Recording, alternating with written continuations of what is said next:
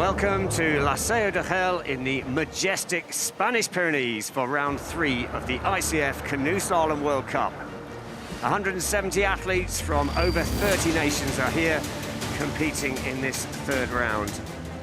The World Cup started in Prague in the Czech Republic, moved on to Magdeburg in Germany, and now here in the Spanish Pyrenees. It's semi-finals time on the final day of competition before we head over the Pyrenees to Pau in France for the World Cup final next weekend. But this fantastic venue, created for the 1992 Olympic Games, it's iconic, a very popular event location on the circuit. And we're poised for the semi-finals of the women's and the men's canoe, where we will see the top 30 athletes racing in each category for a place in the 10-boat final. Of course, also up for grabs, not only the podium spots, but also World Cup Series points as we get towards the sharp end of the 2021 World Cup season. 25 gates stand in the way of these competitors and a place in that final.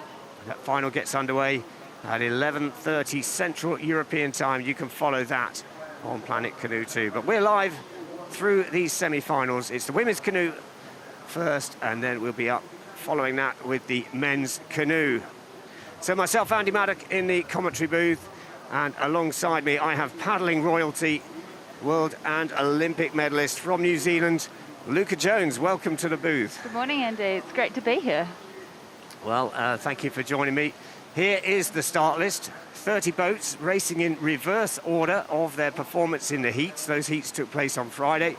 A new course, so the competitors won't have paddled through these 25 gates, the gate sequence. And quite an interesting course being set. Now, Luca, you were racing yesterday. You raced in the final. And Jérôme Blanchet of France, Irati Goicoechea of Spain have set quite a different characteristic course to what we're used to. They have, and they've done a fantastic job. I think course designing is a thankless task at some times. But yeah, they've set something unique, which is difficult on Sao.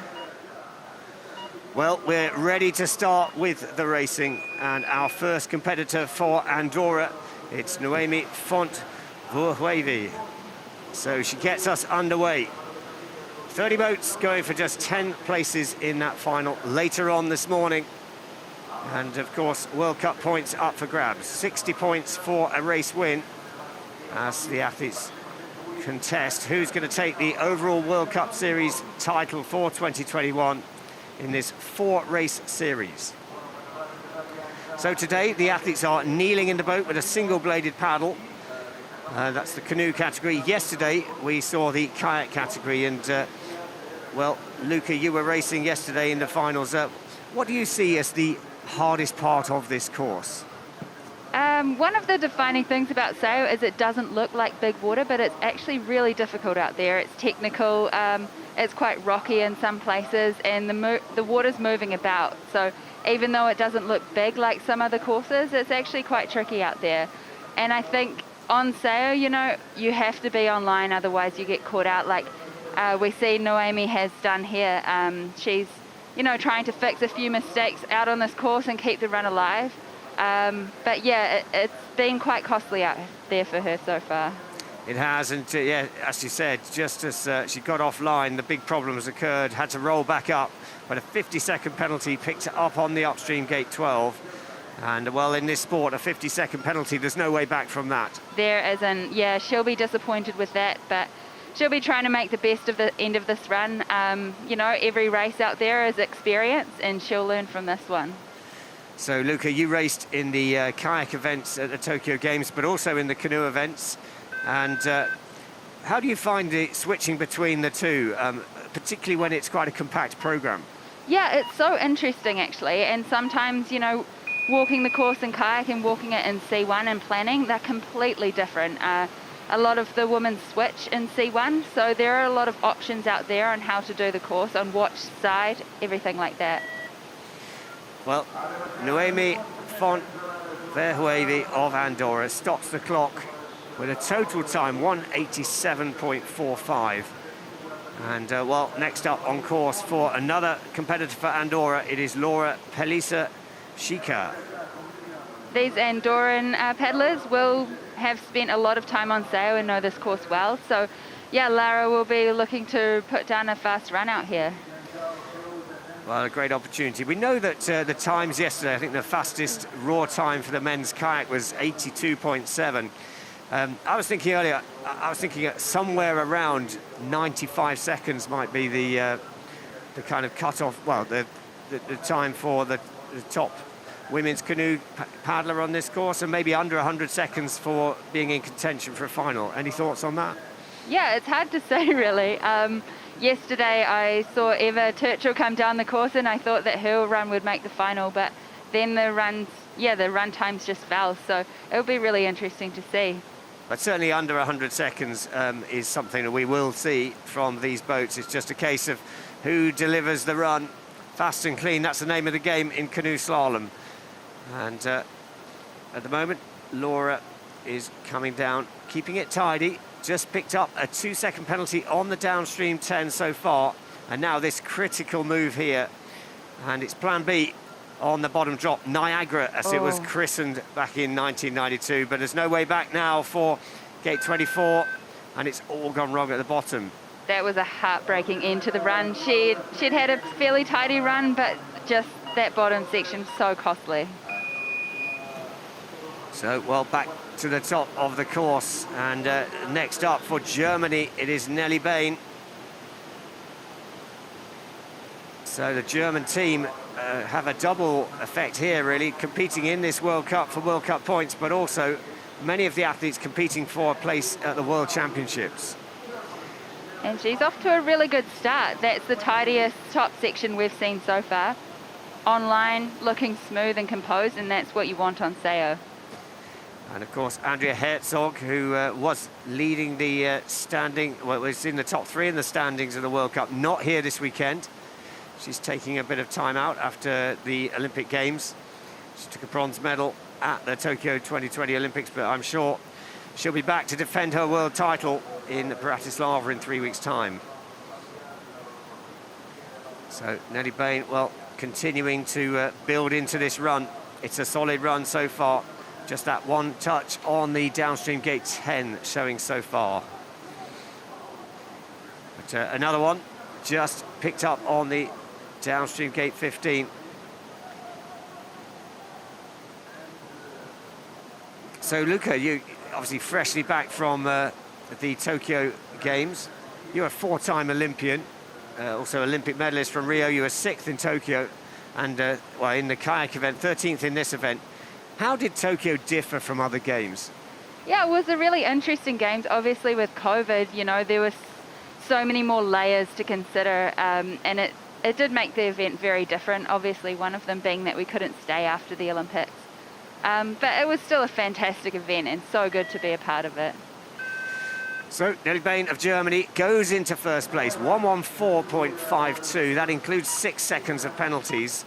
So the leader for the moment, but 27 boats still to go in this women's canoe semi-final here at the ICF Canoe Slalom World Cup in La Seu. Perfect racing conditions, not a puff of wind. Another nice day here in the September sunshine. Yes, wind is certainly the worst element for canoe slalom paddlers. It's hard enough to be accurate around those poles, but when they're swinging due to a little bit of wind, you know, it makes it really difficult. So Sona Stanovska of Slovakia is on course and unfortunately having problems at the top part of the course. A 50-second penalty on gate 6, and that sticky fingers section has caused a few problems over the course of the weekend. It is sticky, that's for sure. It's quite shallow in there, and if you're not online, you'll hit the bottom, and it can be really punishing.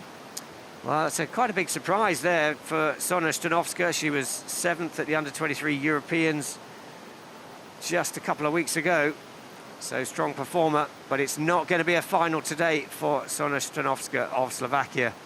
But she'll be focusing on those World Championships on home water, Bratislava in Slovakia. And I don't know, did you get to Bratislava for the training camp, Luca? Yes, I did, and it was really exciting to see the course. They've changed a lot. They've put in the plastic rapid blocks, which means they can reconfigure the course how they like.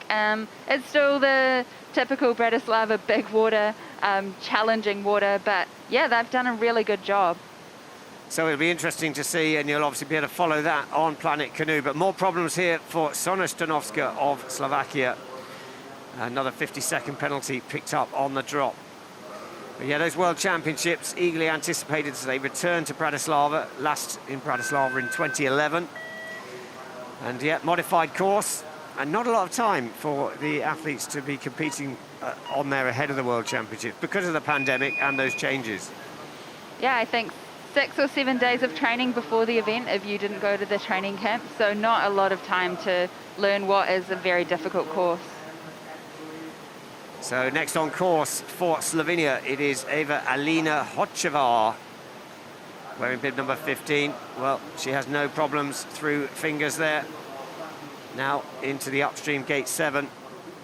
Yeah, she's a very bright young paddler, and I think we'll see a lot of good things from her in the future. And she looks like she's putting together a really good run at the top. Yeah, she was 8th at the under-23 Worlds, which were in July in Tartzen, Slovenia, on her home water. And she did the demonstration runs for the games, didn't she? She did, yes. Yeah, she did a really good job of them as well. A lot of the demo runners looked really hot out there. They didn't have much time to prepare for the heat. But yeah, she did a really good job of demonstrating the course out there. I'm sure that will give her a great experience as well, and she'll be hoping that she's going to be going to future games, whether that's in Paris, LA, or now Brisbane, as we now know, as far ahead as 2032. It was really exciting actually to be a part of the C1 Women debut event at the Games. Yeah, it was a really strong competition, and yeah, I remember racing the first unofficial World Championships for C1 Women here back in 2009. So yeah, it's just fantastic that the event is now at the Olympic Games. So Eva Elina Hočevar having a few problems. Plan B on the bottom, has to spin through 23, picks up another penalty on 24, but will she have maintained the advantage? And she is going to go into the race lead. Only just 113.79. Hočevar goes into the lead for Slovenia, ahead of Bain of Germany and Font Verheve of Andorra. So next up for the Czech Republic, Eva Rihova. So no stranger to competing in the World Cup. She's a 2-time Junior World Championship finalist. From the strong nation of the Czech Republic. They've produced so many good paddlers and so many promising young paddlers from that country as well. Yeah, only done one World Cup so far this season. That was the Markleberg World Cup, the second World Cup of the season. She finished 15th, so outside of the final. This is an opportunity to change that, get in the final. That's where the big points are in the World Cup series. So she's in touch, 0.61 down on the early split. But as I was saying earlier, you need to be close or under the 100 seconds if you want to be secure of a place in this final. That's my opinion. We'll have to wait and see if it stands the test of time. There have definitely been some difficulties out there so far. Eva looks like she's putting together a solid run, and hopefully, yeah, she can hold the bottom together. So just having to work a little bit hard into 17. Ideally, you'd be really tight in on that, really hold the entry pole. But she's found some time there in the middle section. 2.3 now up on our race leader, Hočevar of Slovenia, as she comes down over the bottom drop. And this is the critical move. It is. This is where your arms are tired and you need to be really accurate.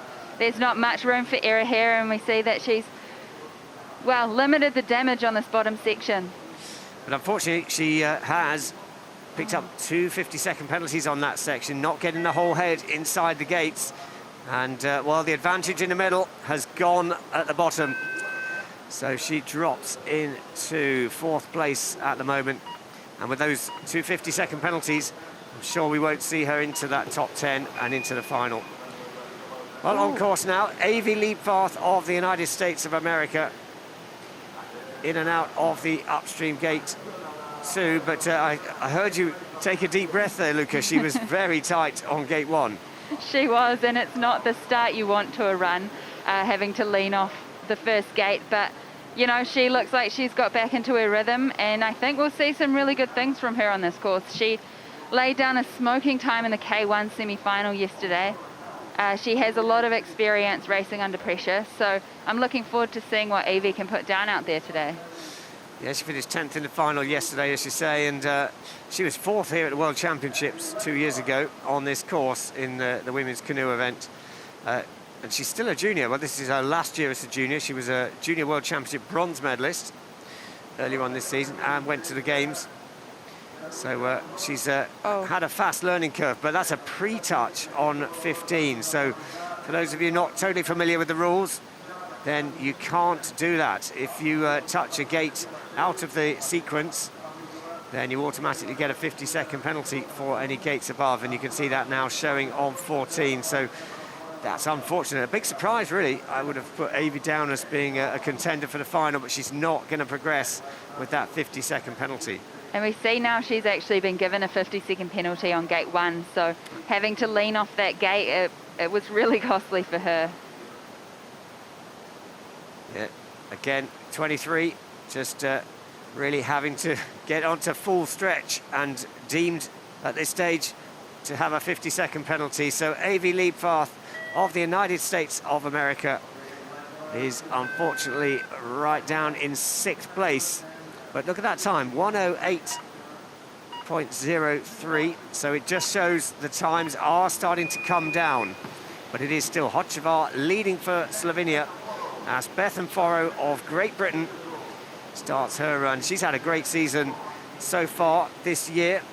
So she was the under-23 world champion in July, and then a couple of weeks ago she took the silver medal in the under-23 European Championships. Yeah, great paddler to watch, Beth. Very sharp and dynamic on the water. She trains at Lee Valley, which is a fantastic facility in Great Britain, home of the 2012 Olympic Games. So yeah, she's got a great place to train, and it shows in her paddling. So she has an advantage over Hocevar of Slovenia, but that might have just been cancelled out by the touch on the downstream gate 9. So Bethan Foro, she was a finalist at the World Championships in 2018. And, well, it's missed out on the team since then, 2019. There wasn't really any competition too much last year, but she's back in the team for the World Championships. Wow. Some great reacting out there, and you know, that's the sport. You have your plan before the race, you have your lines and where you want to be, but inevitably you're going to have to react out there, and being able to react well like Beth did just then and avoid getting a gate touch, it was fantastic. Well, that's great, because she has picked up 4 seconds in penalties, but she's clearly running the boat nicely because she still has the advantage as she comes into the bottom section. Yep, and if she can get these last couple of gates well, I think she'll be on for a fairly good time and potentially a spot in the final, I'm not sure. We'll have to see. Bethan Foro now paddling to the finish line and stops the clock. 1:08.02 seconds. It's a great run from Bethan, but those 4 seconds of penalties may well leave the door open for others to slot in. But for the moment, the race leader is Bethan Foro of Great Britain, Eva-Elina Hocevar of Slovenia in 2nd, and Nelly Bain of Germany in 3rd. But we still have 22 boats to go in this women's canoe semi-final here. We're live from La Seu de Gel. It's the 3rd ICF Canoe Slalom World Cup of the 2021 season. And, well, on course now, it is Monica Doria Villarubla of Andorra. Monica is such an exciting paddler to watch, and you know, she would be definitely a pick for the final, so I'm hoping that she lays down a run that will get her in there. Yeah, so this is home course. The Andorran paddlers all based here. The course itself just a few miles away from the border of the small country of Andorra in the Pyrenees here. And yes, she has the advantage on the first split, and so far keeping it clean as she goes over the first of the 2 big drops here at the course. I think that was the best line we've seen into that upstream, and she's really carrying speed out there. Nicely done there, and surely she's going to be extending her advantage here as she comes out of 17. We'll get an indication as she comes towards gate 18. That's where the second split is, and look at that, 7.5 seconds up on the race leader. And this is challenging for a time under 100 seconds, which is kind of what we need to guarantee a place in the final. A little bit tight on the downstream 23, takes a 2-second penalty. But surely this is good enough for the race lead. It's going to be inside 100 seconds and just outside 100.41, but into the race lead for Monica Doria Villarubla of Andorra. And don't forget that includes a 2-second penalty. So we are sub 100 times, and that's the territory to take a place in this World Cup final here. Fantastic run from Monica, and yeah, she'll be really happy with that. So next up, Lucie Priaulx of France sets off on her quest for a place in this World Cup final. Just 10 spots up for grabs. Then the athletes race in reverse order of this semi-final performance, racing for a place on the podium and obviously World Cup points. So another little bit of a problem on sticky fingers, a 2-second penalty picked up on gate 5. The reason they call it sticky fingers is just the water's very inconsistent, isn't it? It is, yeah, and you have to really be looking out for how the water is changing during that section. And yeah, you just have to be accurate, otherwise you'll get caught out. A lot of boat scratches and boat breaks on that section. Yes, I'd forgotten it's very shallow as well, isn't it? It is. So, well, let's watch Lucie Priaulx of France now. Just picked up a couple of penalties, that's 4 seconds. Can't really afford to pick up any more penalties if she has a serious opportunity to make the final. And as I speak, another penalty picked up on the downstream gate 16. Seeing a lot of penalties out there this morning, and I think it's just an indication that this course is tricky. Yeah, you're right. You say it's not a big volume course, is it? It's like well, it's 12 cubic meters of water per second. The drop is 6.5 meters from top to bottom. It's quite steep, but it hasn't got the same kind of power as some of the more modern courses. It doesn't. You know, there's quite a style to paddling on Sao, and you see the Spanish paddlers, they know this course so well. They're so light on top of the water, and they make it look easy. But Lucie Priaulx of France stops the clock, 1:15.85, currently into 5th place. So it is still Monica Doria Villarubla of Andorra who leads the way, 100.41. As we're a third of the way through this women's canoe semi-final. So next on course, it is Elena Micosi of Italy. So she's still a junior, 5th at the Junior World Championships this year, 9th at the Senior Europeans. So a name to watch and a great opportunity to get experience, get into a World Cup final. She's one of the paddlers that, you know, we'll be watching out for in the future. She's still young, and we can only see her improving. She's got some great skills. Yeah, it'll be interesting to see what she can do out here. Well, she's 2.16 down on the first split, so a little bit of work to do, but don't forget that Monica Doria Villarubla of Andorra is significantly ahead, at 7.61 ahead of second place Bethan Foro at the moment, so plenty of opportunity to slot in, but a little mistake. She's done well to recover that, but that will cost on the clock. That middle drop is deceptive, isn't it? The run from 13 to 14. You've really got to know what you're doing, place the boat correctly.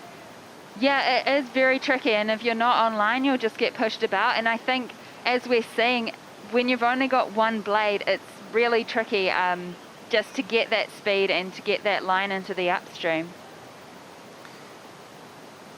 In kayak yesterday, you could kind of, you know, generate speed with both blades and land on the downstream side to get across. But in C1, you know, you have to be so much more accurate when you've only got one blade. So as Elena Micosi of Italy stops the clock, 1:12.62 into 3rd place. You can see it's that time loss in the middle section in particular that was expensive. So yeah, that was a really costly section for her, and a couple of touches as well. Next up, Lena Sturklin of Germany on course. Now, Lena's quite an experienced paddler, World Championship finalist. And, well, quite a lot of competition for places in the German team, and selection adds an extra dynamic to this World Cup, but all sorts of problems in Gate 7. I think Lena did manage to successfully negotiate it, but a 2-second penalty picked up nonetheless. Yeah, we saw her going for the push off the wall, which we call a punt, which is a fast way of getting out of that upstream, but you really have to be careful to not hit the pole with your paddle, as she did. Yeah, we've had a bit of discussion yesterday. Liam Gigoux was in the commentary booth, and we were discussing the punts and how you've got to be confident, haven't you, with where you place the blade, and particularly what your bows are doing. If you get a little bit carried away, the bows bounce up under the poles, and you can pick up extra touches. Yeah, it's a really important skill to have, but on sail, especially when the eddies are small, you've got to be quite precise with where you put your paddle. And obviously you don't want your paddle to get stuck in one of the rocks on the side as well. That would be very punishing. So Lena Stöckling of Germany has lost some time in the middle section, now trailing by 8 seconds. Oh, and a big drama there. Stöckling of Germany, it is all over. And caught out by the drop, Niagara as it's called. And unfortunately rolling. And if you're upside down in the gate line of a 23, there is no way back. You will get a 50-second penalty. So sadly for Lena Stöckling of Germany, then it won't be a place in the final later on this morning. Of course, you can follow that 11:30, the final starts, live here at Planet Canoe. Central European time, 11:30. But let's focus on our next paddler as they come thick and fast down the course. Martina Satkova of the Czech Republic, 10th at the Under-23 World Championships this year. Another sort of young athlete progressing through the ranks and starting to make their mark now at senior level. She's a great paddler, along with her sister Gabby, two very promising paddlers from the Czech Republic. She looks to be on a good run so far as well. Very good through that sequence there. Now coming into the upstream gate 12, just above the first drop, under the bridge. Now it's all about keeping the boat dry, spotting the line, and running nicely into 14. Well, that's pretty tidy. Probably not the best we've seen. Not the best we've seen, but yeah, certainly a good line into that upstream.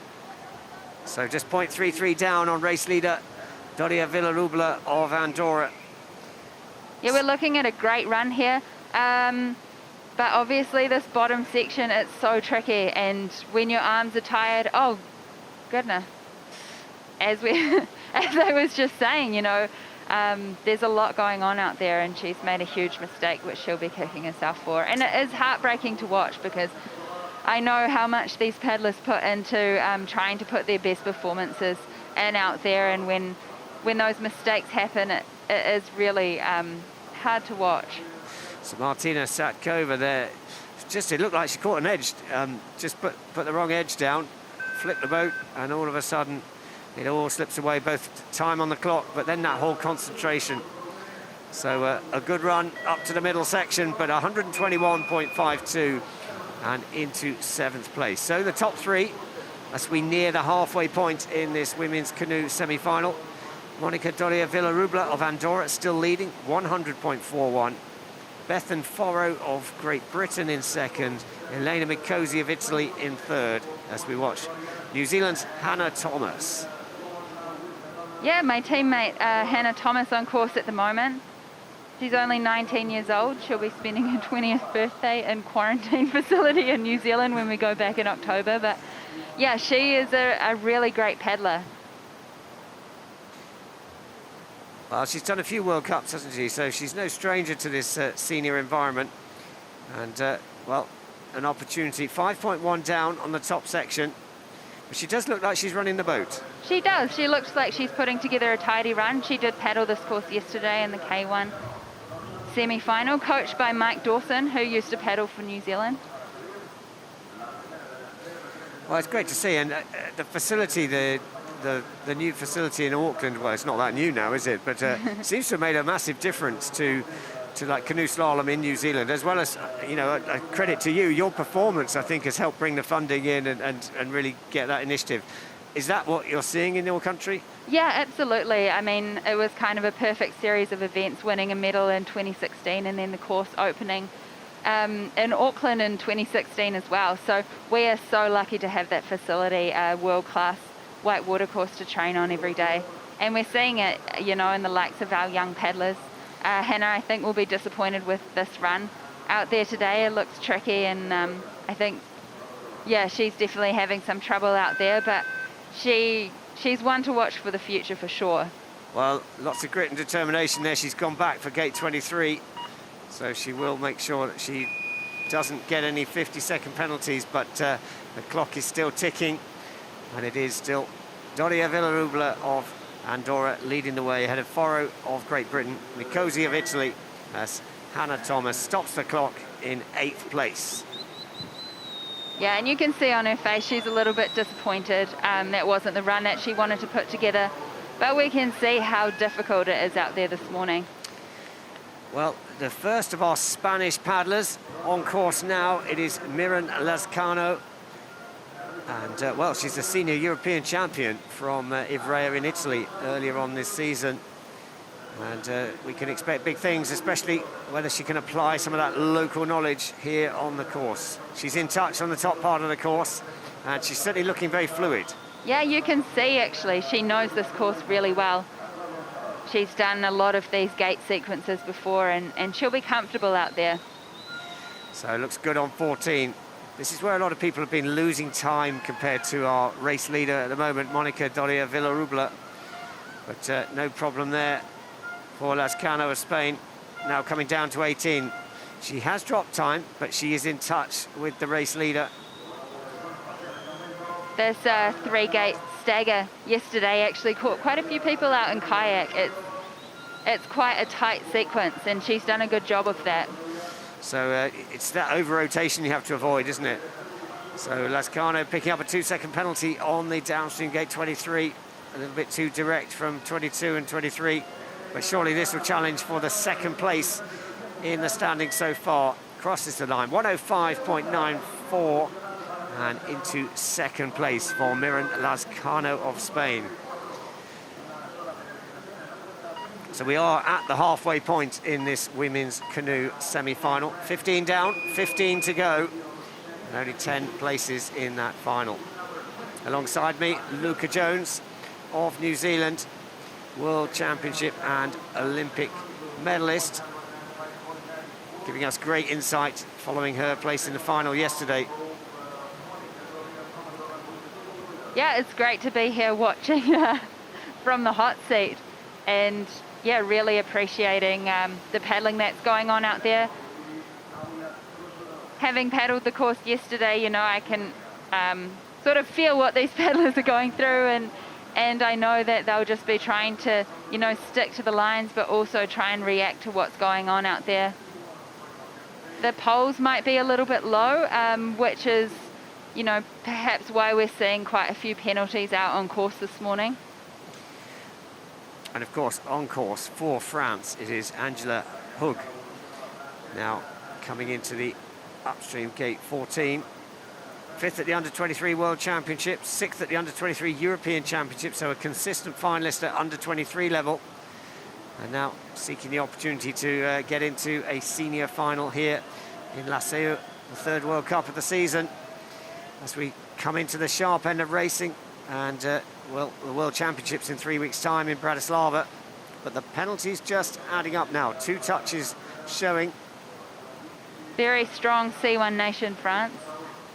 With the likes of Tony Estongue, Denis Gago-Chanou, both Olympic champions.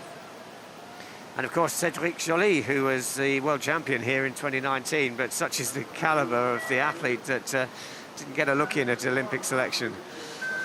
Yeah, it's so tough to qualify for the Olympics in some of these countries. So Angela Hug of France goes into 4th place, 110.46 total. That includes 6 seconds of penalties. So we've not had anyone yet break under 100 seconds in terms of a total raw time. Our race leader, Monica Doria Villarubla of Andorra, has done a time under 100 seconds, but that did have a 2-second penalty on top of that. So Alia Kozarog of Slovenia now on course, and these are the fastest boats from the heats. So they're racing reverse order from the heats on Friday, and many of the athletes racing in both the kayak and the canoe. But those just doing canoe, how do they occupy themselves? How do you do that if you have a day off? Yeah, I think they'll watch a lot of the racing and try and build their course plan from watching a lot of the paddlers go down yesterday, and probably go for a paddle on the flat water themselves. Just keep moving, keep active. I know at the Olympics it was really difficult for the paddlers who were off later in the event. You know, there were many days of occupying themselves, and at a huge pressure event like that, yeah, it's a lot to deal with mentally. Well, Kozarog of Slovenia putting in a good run here. Advantage on the top. Now that's been trimmed back to a deficit, 4.6 seconds. So again, that middle section, if you don't run the boat, then it can cause all sorts of problems. And another penalty there on the setup for this tricky move, 22-23, but nicely executed in the end. Yeah, we saw a spin on that gate, which is a very good option actually. Yeah, securely through there, and gonna come into 5th place, 1:11.01 for Alia Kozarog of Slovenia. Disappointment showing there, and it is still Monica Doria Villarubla of Andorra leading, Miren Lescano of Spain in 2nd, Bethan Foru of Great Britain in 3rd. 14 boats to go. Well, Ana Satila of Brazil on course, under 23 world champion, and surely she can go under 100 seconds, but she is a big risk taker. If she gets it right, she'll be quick. Yeah, absolutely. She can definitely go under 100 seconds. And she is such a strong, dynamic paddler and so good to watch on the water. So another competitor who was competing in the Tokyo Games. She finished 10th in the Tokyo Olympics in this event. And she's really cutting the lines as she comes down through gate 11 into the upstream gate 12, and in touch at the split despite the 2-second penalty on gate 6. Yeah, she's looking very aggressive out there, which is her style. Sometimes cutting the lines close to the poles really pays off. Sometimes it doesn't, but she looks like she's putting together a very tidy run out there. Well, she's a World Championship bronze medalist. But it looks like another penalty, yes, confirmed on the downstream gate 15. And Ana Satila just looks like she's lost the rhythm in that middle section. She's got to find it again now. Yeah, she's had to fix quite a few mistakes, which, yeah, obviously over the whole course it's about limiting the damage. And yeah, I think we'll still see, I don't know, perhaps a good time from her if she can nail this bottom section. So here the overhead view, but a little bit direct, 22-23, takes the touch on 23, and Ana Satila of Brazil now won't go into the top 3, but just sneaks in into 3rd place, 1:07.74, just sneaks in ahead of Bethan Foru of Great Britain. So we do have a change to the top 3. Just still an asterisk against the name, just confirming any penalties. So straight into the top of the course again, and for Slovenia it is Leah Novak, who's raced in both of the World Cups so far this season. And well, this is her first time that she's progressed into the semi-finals, so already a personal best for this season in the World Cup.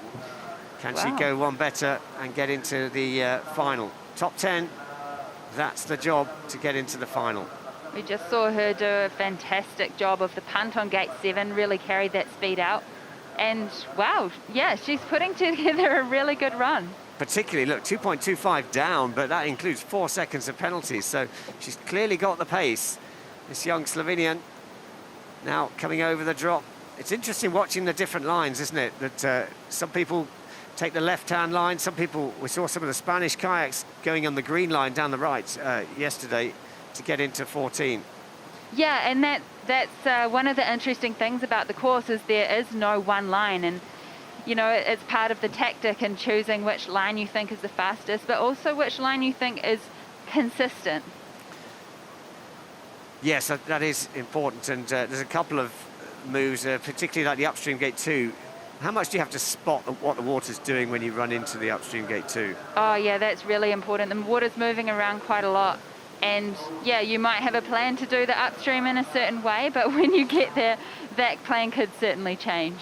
And that's the skill of these world-class paddlers here at the World Cup, is being able to deliver that under pressure and keep that concentration. But the penalties mounting up for Leah Novak of Slovenia and into 8th place. So at the top of the leaderboard, Monica Doria Villarubla of Andorra, I think can be pretty confident that she will be in the final. That final starts at 11:30 Central European time, and you can follow it live here at Planet Canoe as we watch our next paddler, Monika Skečová of Slovakia, 9th at the Tokyo Olympics, under-23 European champion in 2018, and off to a good start, but a forced spin there. She won't have been planning that spin on gate 6. No, but I don't think it's cost her too much time, and I think one of the most important things out here today is actually to also stay clean, you know. 2 seconds is a lot of time to make up, and if you're incurring multiple penalties out there, you know, it's just the time is dropping away. So here we see her running down into the middle section, into that upstream gate 12. And this is probably the narrowest part of the course here, as the water funnels into the first of the big drops here. That was a sensational line. It was just, and you talked about keeping the boat dry, and that's what made it work, wasn't it? Yeah. Her boat was dry coming through the drop, and she was able to spot the line. And will she get rewarded on the split time? The paddlers who make it look effortless out on course are often the paddlers who are going the fastest. It's not always about just pulling hard and trying to put in 100% effort. It's about picking your lines and being accurate. Well, Monika Skečová, all sorts of trouble, but she has rescued it. So she is clean through that section. She will have lost a bit of time, but what a recovery there. And, well, she has picked up a 2-second penalty on gate 19, but Monika Skečová has rescued something at the bottom and has gone into 3rd place. It could have been so much worse. It could have been. If she'd rolled up a second later, we would have been looking at a completely different time at the bottom. So, next up, Elena Appel of Germany. Had a successful season in the kayak and is in the top 3 of the standings in the kayak competition, but also pretty strong in this canoe competition. 2 finals from 2 races so far. Can she make it 3 from 3? Yeah, Lena is a fantastic paddler to watch. Very good in kayak and canoe. Obviously, Germany is a very strong nation. They won medals in all events at the Tokyo Olympics. So she has picked up an early penalty on the downstream gate 6, causing a few problems, that relatively straightforward gate 6 at the top of the course. 2.89 down on the first split, but Elena Appel will know she is focused on a place in the final, and my estimates of time needing to be under 100 seconds are way out. Yeah, we're seeing a lot of trouble out there this morning, and more trouble, I think, than I would have anticipated. So yeah, the time to make the final now is a lot higher than predicted. But I would say we would still expect times well and truly under 100 seconds. But I think in terms of making the final, then it is about being around about the 100 seconds, but just over to do that. So Elena Appel looking very smooth. 6.3 down on the bottom part of the course, though. So it is slipping away. Coming into this critical section where we've seen a lot of people come into a lot of difficulty out there, and Elena has, done the same. It's a really difficult move, even in kayak, and just having one blade. It's difficult, isn't it? Because you commit to your plan, and you could see she committed to forwards, and if you do that, it's very hard to go for the spin. There's no way back. And a 50-second penalty for Elena Appel of Germany, and unfortunately no place in the final. So that is good news for Monica Doria Villarubla of Andorra. She's our first finalist. So she can get ready for that final, 11:30 Central European time. You'll be able to see that live on Planet Canoe. But let's focus on our next paddler, Noemi Fox of Australia. Under-23 World Championship bronze medalist in 2018. And she had a great day yesterday. She made the kayak final and paddling really well on this course. Yeah, she is. And it was her first senior final in K1 yesterday, which I hadn't realised. But what a fantastic result for Noemi.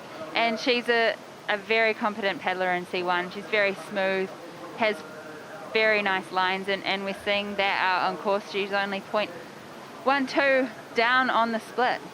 Wow, she really is running the boat. She's a little bit low into 14, but she might carry some speed if she can utilise that through 15 and 16. Very good at using the boat and using the water, and is looking quite efficient out there this morning.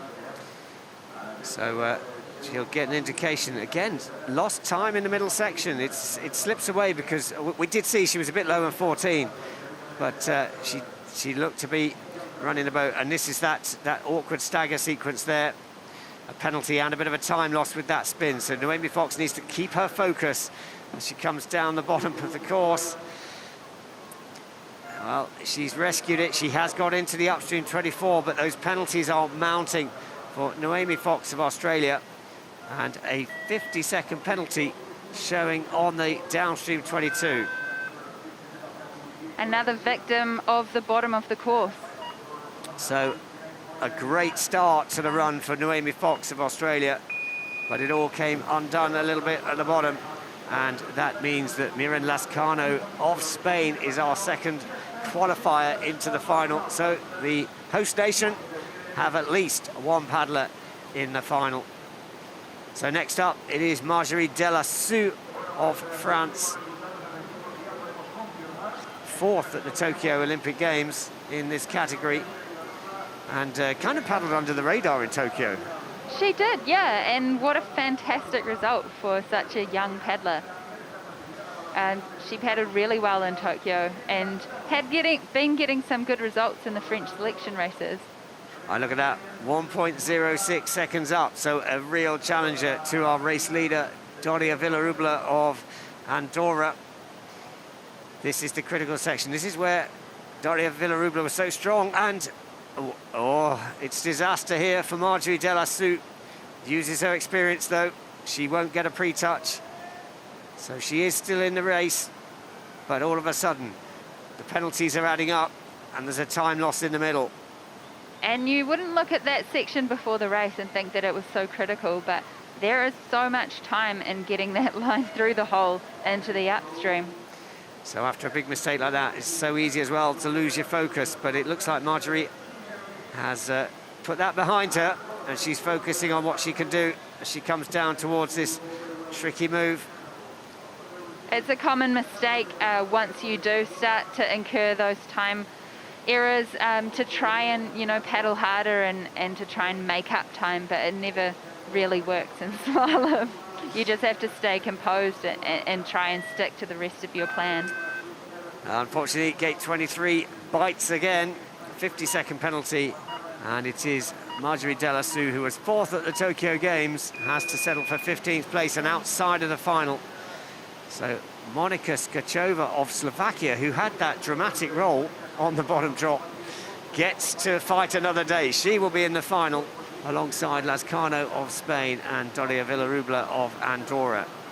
So next up, Nuria Villarubla of Spain. I'm really looking forward to watching her paddle out here on course. She knows this water so well, trains here every day, and she is putting together a fantastic run so far. And I think, perhaps she knows that the times to make the final aren't what we thought they would be, so she'll be just trying to put down a smooth run. She doesn't need an especially fast run. She can save that for the final, but she'll be trying to limit the damage out here and put down a composed run. Well, she's certainly doing that, isn't she? She's really smooth. She's got the advantage from the top of the course, but we know the race is won and lost here on the middle and the bottom section. So a penalty showing on the downstream gate 15. Super snug round 17.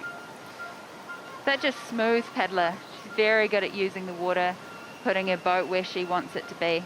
Well, that is in touch. 2.28 coming out of the middle section. There's not many people being close to Doria Villarubla of Andorra on that point. So this is surely going to challenge for a place in the final. Nicely through 22, 23. I think that's 24. the best we've seen, actually. It is indeed. She, again, like you said, she was super smooth, super composed, didn't take any risks, and she gets rewarded into second place and a place in the final. Well done. So 2 Spanish athletes in the final so far. At the moment, the leaderboard, Monica Doria Villarubla of Andorra leading the way ahead of Nuria Villarubla of Spain, Miran Lascano of Spain. That's the top 3. Also Monika Skachova of Slovakia. 4 boats in, 6 boats still to run in this women's canoe semi-final. And looking at the leaderboard so far, you know, it's easy to see that time and experience on these courses, on this water, really pays back. And I think that's why, you know, at a world championship event, at an Olympic Games, as paddlers, we try and spend as much time as possible on those courses. The better you know the water, the more gate combinations you've done in training, it really pays back. Yeah, and I guess that's why the canoe slalom community is quite a family, isn't it? That whilst everyone's from all over the world, then there's a lot of friendships both within the athlete groups but also the coaching groups, because you spend so long on the road preparing at these venues. We do, yeah, we're at all of the same venues together, and it's a really special part of our sport, you know. At the Tokyo Olympics, all of the classes got photos together, you know. I have photos from the last 3 Olympics with all of the K1 women, and lately in Tokyo the C1 women as well. So it's really nice to have those friendships off the water. So Zuzana Pankova on course for Slovakia, a bit of an unknown, 143rd in the ICF world ranking, and she was really good on the top section, but again had a big impact with the hole on the run from 13 to 14, had to go around the bottom, and another victim of the middle section of the course. Lost the rhythm, and the clock is ticking away now. So at the moment it is Bethan Forrow of Great Britain who is sitting waiting to see if she's done enough for a place in the final, and I think the answer is yes, Bethan, you can go and get changed, you're in the final, because Zuzana Pankova of Slovakia will stop the clock, 1:22.02, and that is outside of a place in the final at this stage. So Bethan Forrow of Great Britain joins the other qualifiers with 5 to go, and here's a form boat of the season. It is Teresa Fisarova of the Czech Republic. Yeah, I think these last few women are going to give us a masterclass on how this course should be paddled. And Teresa is one of those paddlers. She is so strong on the water. She won the time trial in Boatacross yesterday, so she's very proficient across all classes of canoe slalom. And she's got nearly a second advantage on the top section. Now she's got to deliver this middle section. Not quite the line she perhaps wanted on the approach to 12, but she's kept it clean. This is the move that is going to be critical. A little bit wet through there. Quite direct, but a touch picked up on the downstream gate 13. In kayak yesterday, the line I was trying to take through 13 was under the pole to just try and get back into the upstream, which is what she was trying to do, but unfortunately just a bit too tight and picking up a touch. So Fisarova is, well, 4 seconds of penalty showing, but she has got the pace for the final here. 6.5 down on the race lead time, but that is still good enough for a spot in the final. 11:30, that gets underway. As long as she can do this bottom section clean. She looked like she was very tight on 23. She was holding on. She couldn't have stretched anymore, and it is being reviewed, so we'll have to wait and see. Teresa Fisarova of the Czech Republic provisionally is in the final, but there is a review underway on gate 23, so we'll keep you updated on that. So 4 boats to go. They're the fastest 4 boats from the heats on Friday. And next to start, Kimberly Woods of Great Britain on course into this upstream gate 2. Really swirly upstream, and we were talking about it earlier. Then you might have a plan, but you've really got to spot what the water's doing to make sure that you're executing the correct plan. Kimberly gets dragged across on the sticky fingers section. Just loses the run of the boat a little bit, but tidy and clean on the top 7 gates. Yeah, she's had to use a little bit of strength at the top of the course, a little bit of extra energy than perhaps she would have liked, but she's putting together a smooth run so far, and she knows what she has to do. She's no stranger to the finals, to the top end of racing. Yeah, she's a European champion in this event, the canoe singles event.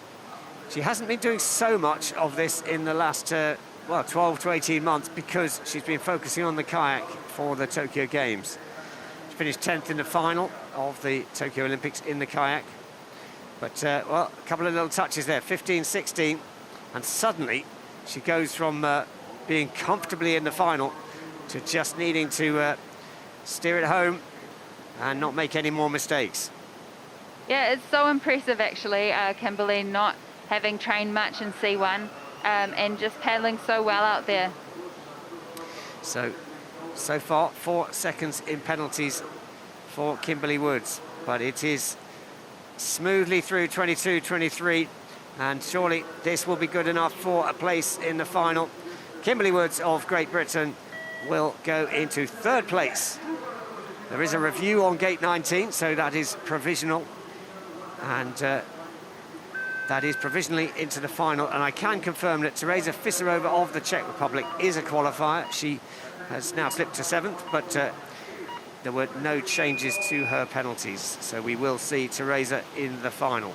3 to go, and on course now, the final Spanish paddler, Clara Olazabal, is on course. Yeah, Clara is such a nice paddler to watch, such a nice person as well.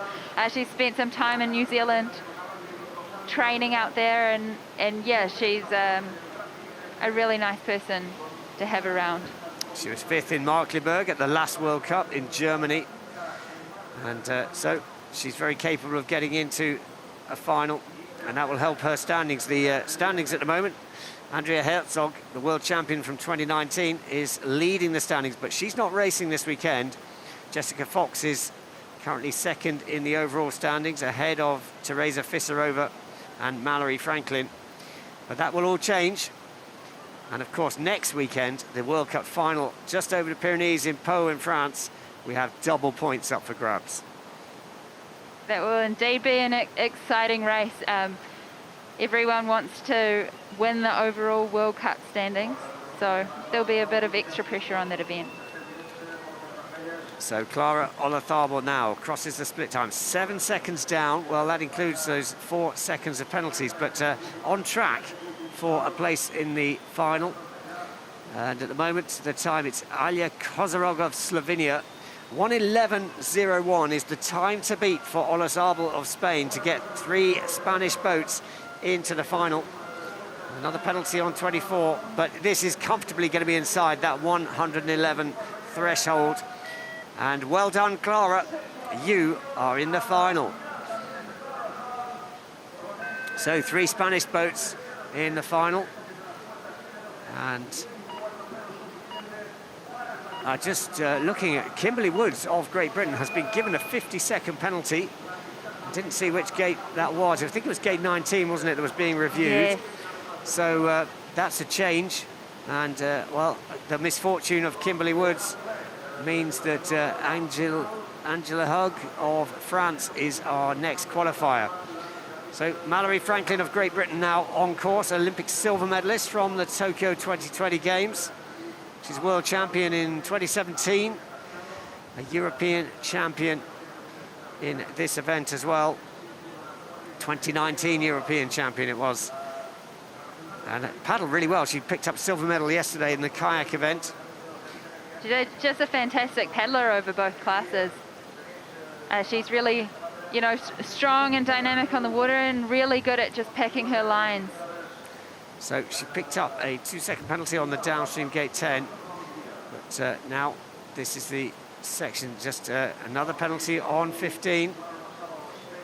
It was really exciting, and at the Tokyo Olympics, Mallory laid down a really fast run in the final, and yeah, it was just Jess to go, and we were all holding our breaths to see if Jess could beat that time of Mallory. It was a fantastic race between the both of them. Yes, it was outstanding as well, and just showed the standard of competition as well, because they would have got on the podium in the kayak event as well. Yeah, it was a phenomenal performance. I think Jess's run time was only 1.3 seconds off the C1 men's podium. So Mallory Franklin goes into third place, into the final, but look at that time. So that's the fastest, 98.57 raw time, and that includes has on top of it 6 seconds in penalties. So a little bit to tidy up for the final, but it is Mallory Franklin of Great Britain now into the final. One boat to go. Well, what do you say about this athlete? Jessica Fox of Australia on course now, the Olympic champion, 4-time world champion, and the reigning World Cup champion is on course. She's the world #1.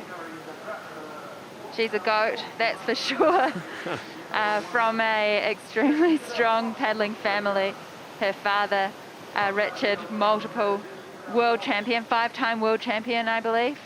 Her mother, Olympic and world medalist, world champion also. Yes, indeed. So the Fox dynasty, I think there's some sort of statistic about if the Fox family were a country, they would be pretty well ranked in the overall medal table.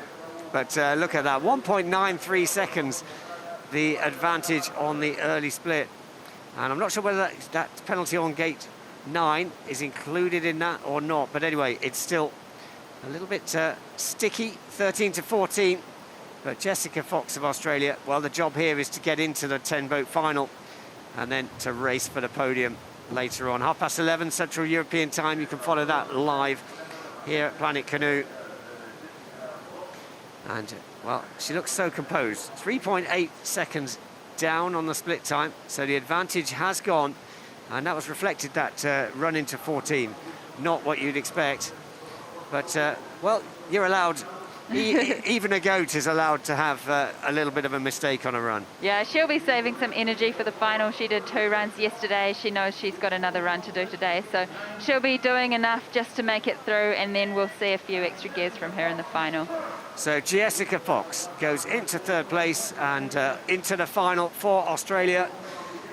And, well, we look forward to seeing the final athletes racing. And of course, if you don't know what a goat is, I should just say it's the greatest of all time, so it is not an insult to Jessica Fox. So that concludes the semi-finals of the women's canoe here at the ICF Canoe Slalom World Cup. Don't go away, because up next immediately will be the men's canoe semi-final, and I'm pleased to say Luca Jones will stay in the booth and talk us through that as well. But provisionally, the results. Monica Doria Villarubla of Andorra will go off last in that final. Nuria Villarubla of Spain, Jessica Fox of Australia, Mallory Franklin of Great Britain, Miran Lascano of Spain, Monika Skachova of Slovakia, Bethan Foro of Great Britain, Teresa Fisarova of Czech Republic, Clara Olazabal of Spain, and Angela Hook of France. Our 10 qualifiers into that final. That will be a really exciting final to watch. We've got 3 Spanish paddlers in there. We've got, you know, the top paddlers. So they'll be watching the C1 men. They'll be looking at the course again, looking at their race video, reviewing any mistakes they made. And yeah, I think we'll definitely see those times drop in the final. Yes, interesting. No clean runs at all across the board there, and I'm sure there'll be a lot of focus on how to clean it up, but how to speed it up. We know there's a sub 100 time for sure, maybe closer to 95 if you really find the lines. Yeah, and if you look at yesterday's times, you know, the winning time in the final by Jess, it was a lot faster than the winning time in the semi-final. So yeah, I think we'll see some good runs out there. So they've got an hour and a half, really, to just get that final preparation, refuel, and get ready for the final. But these are our finalists here on screen. Monica Doria Villarubla will go off last. That's the fastest qualifier in this semi-final. But look, we've got the Olympic champion from Tokyo. We've got the Olympic silver medalist from Tokyo. We've got the likes of Teresa Fisarova. But they're missing out. Avi Liebfarth of the United States. Then a bit of a surprise result for that. Ana Satila of Brazil, you would have expected her to be in the final. Yeah, Ana Satila, absolutely. Noemi, also a very strong paddler. We've seen a lot of good paddlers miss out on the final today, and it just showed how difficult the course is. So we turn our attention to the men's canoe event. So again, the athletes kneeling in the boat, single-bladed paddle.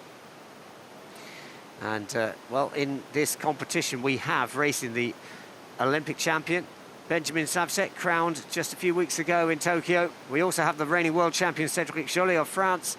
He is racing too. Denis Gargaud-Chanou, the Olympic champion from Rio 2016, world champion in 2011. So a really big field. And here's the start list. We'll be led off by Klemen Vidmar of Slovenia. We've got the likes of, well, David Florence, two-time world champion, Olympic silver medalist, way back in Beijing 2008. That was your first games. Yes, it was. Yeah, David, a very successful paddler in the sport, has won multiple Olympic medals and C2 as well. And we've got Franz Anton, the 2018 world champion racing, and as I say, Benny Savsek of Slovenia, Olympic champion, world champion from 2017 from memory.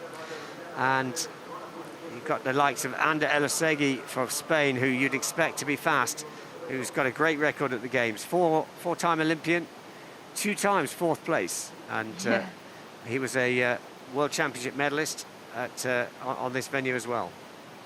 We've also got Miguel Trave, who has been looking very fast all week. And I'm really excited to see what he can do out there.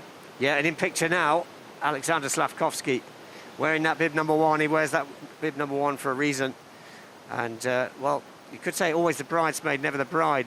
That's only from an Olympic perspective, because he's just got an outstanding record himself. Yeah, he's from one of the strongest C1 nations, and it was heartbreaking to see him miss out on that Olympic ticket. Yeah, particularly as I think he struggled with illness, didn't he, in the run into the selection, which didn't help.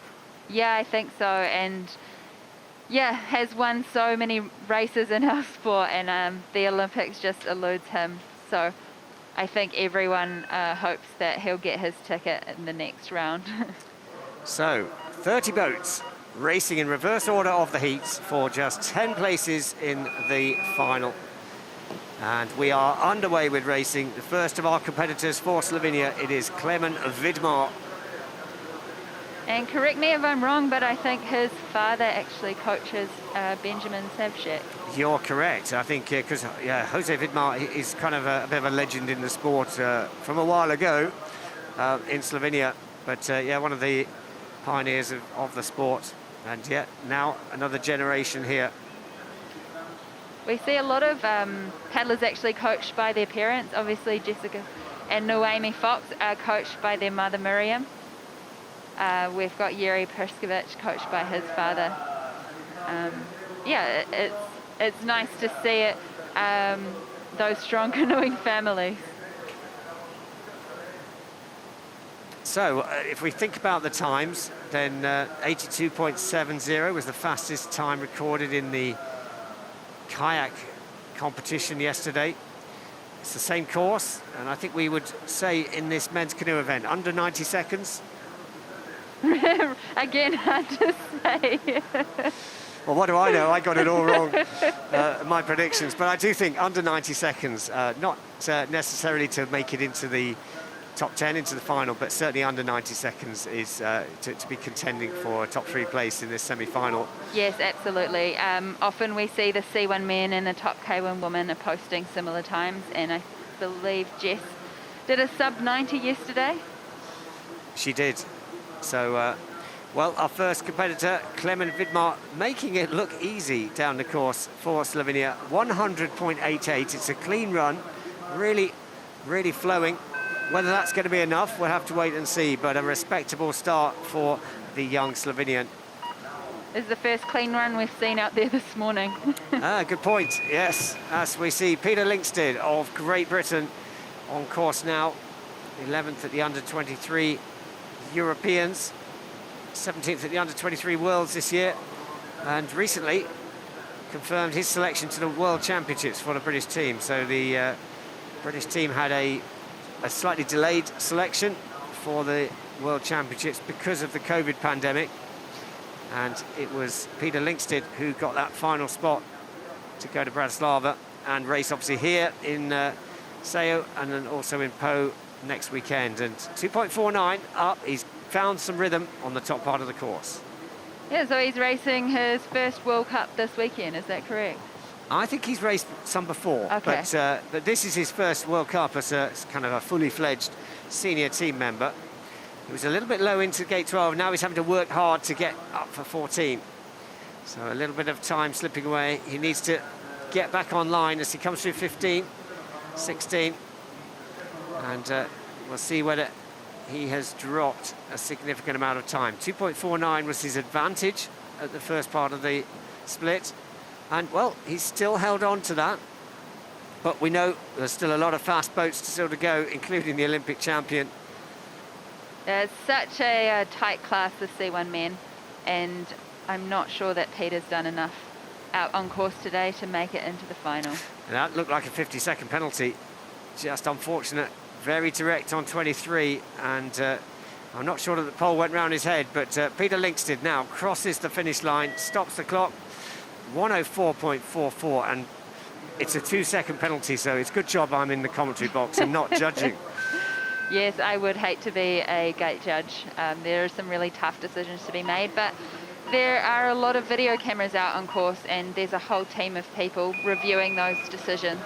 No, that's a good point, Lucas. So where you see video review on the screen, it is genuinely that. It is going on live, the video review team. There's, I think, 3 or 4 people in looking at the screens. They have access to lots of different camera angles, and particularly in the finals, it is there is no course for making any protest, so it is all around the video review to do that. But it is Peter Linkstead has been given a 50-second penalty on gate 23, so I maybe don't need to go to Specsavers quite yet.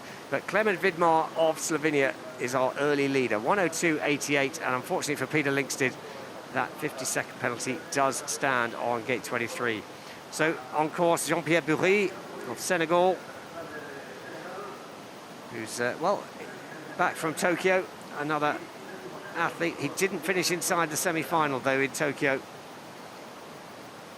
Such a good paddler, and his brother Yves is also a very competent paddler in C1. Currently out of action with a shoulder injury, but hopefully we'll see him back on the water soon. Well, look at that, 6.93 seconds, so he is finding some rhythm on this 25-gate course. Our course designers have set us a fairly good challenge here. Jérôme Blanchet of France and Irati Goicoechea of Spain. Done a good job. And I wonder if we'll see a few more spins on gate 23 from the C1 men. I think it is a very good option. We've seen a lot of mistakes on that gate. Well done. Jean-Pierre Bourri of Senegal goes into first place, and the first sub-100 total time of today. Whether that'll be enough for a place in the final, I suspect it may not be, but a respectable run there. Well, here is the world champion of 2019, Cédric Joly, who won his world title on this course. Had a little bit of a struggle in the heats, but I'm sure we'll see something special here in this semi-final. Yeah, he's a very good paddler and obviously has some fond memories from La Seo in 2019. He'll be hoping to probably put down a similar performance today, but we'll have to wait and see. So he's actually not made a final this year. He didn't race the first World Cup.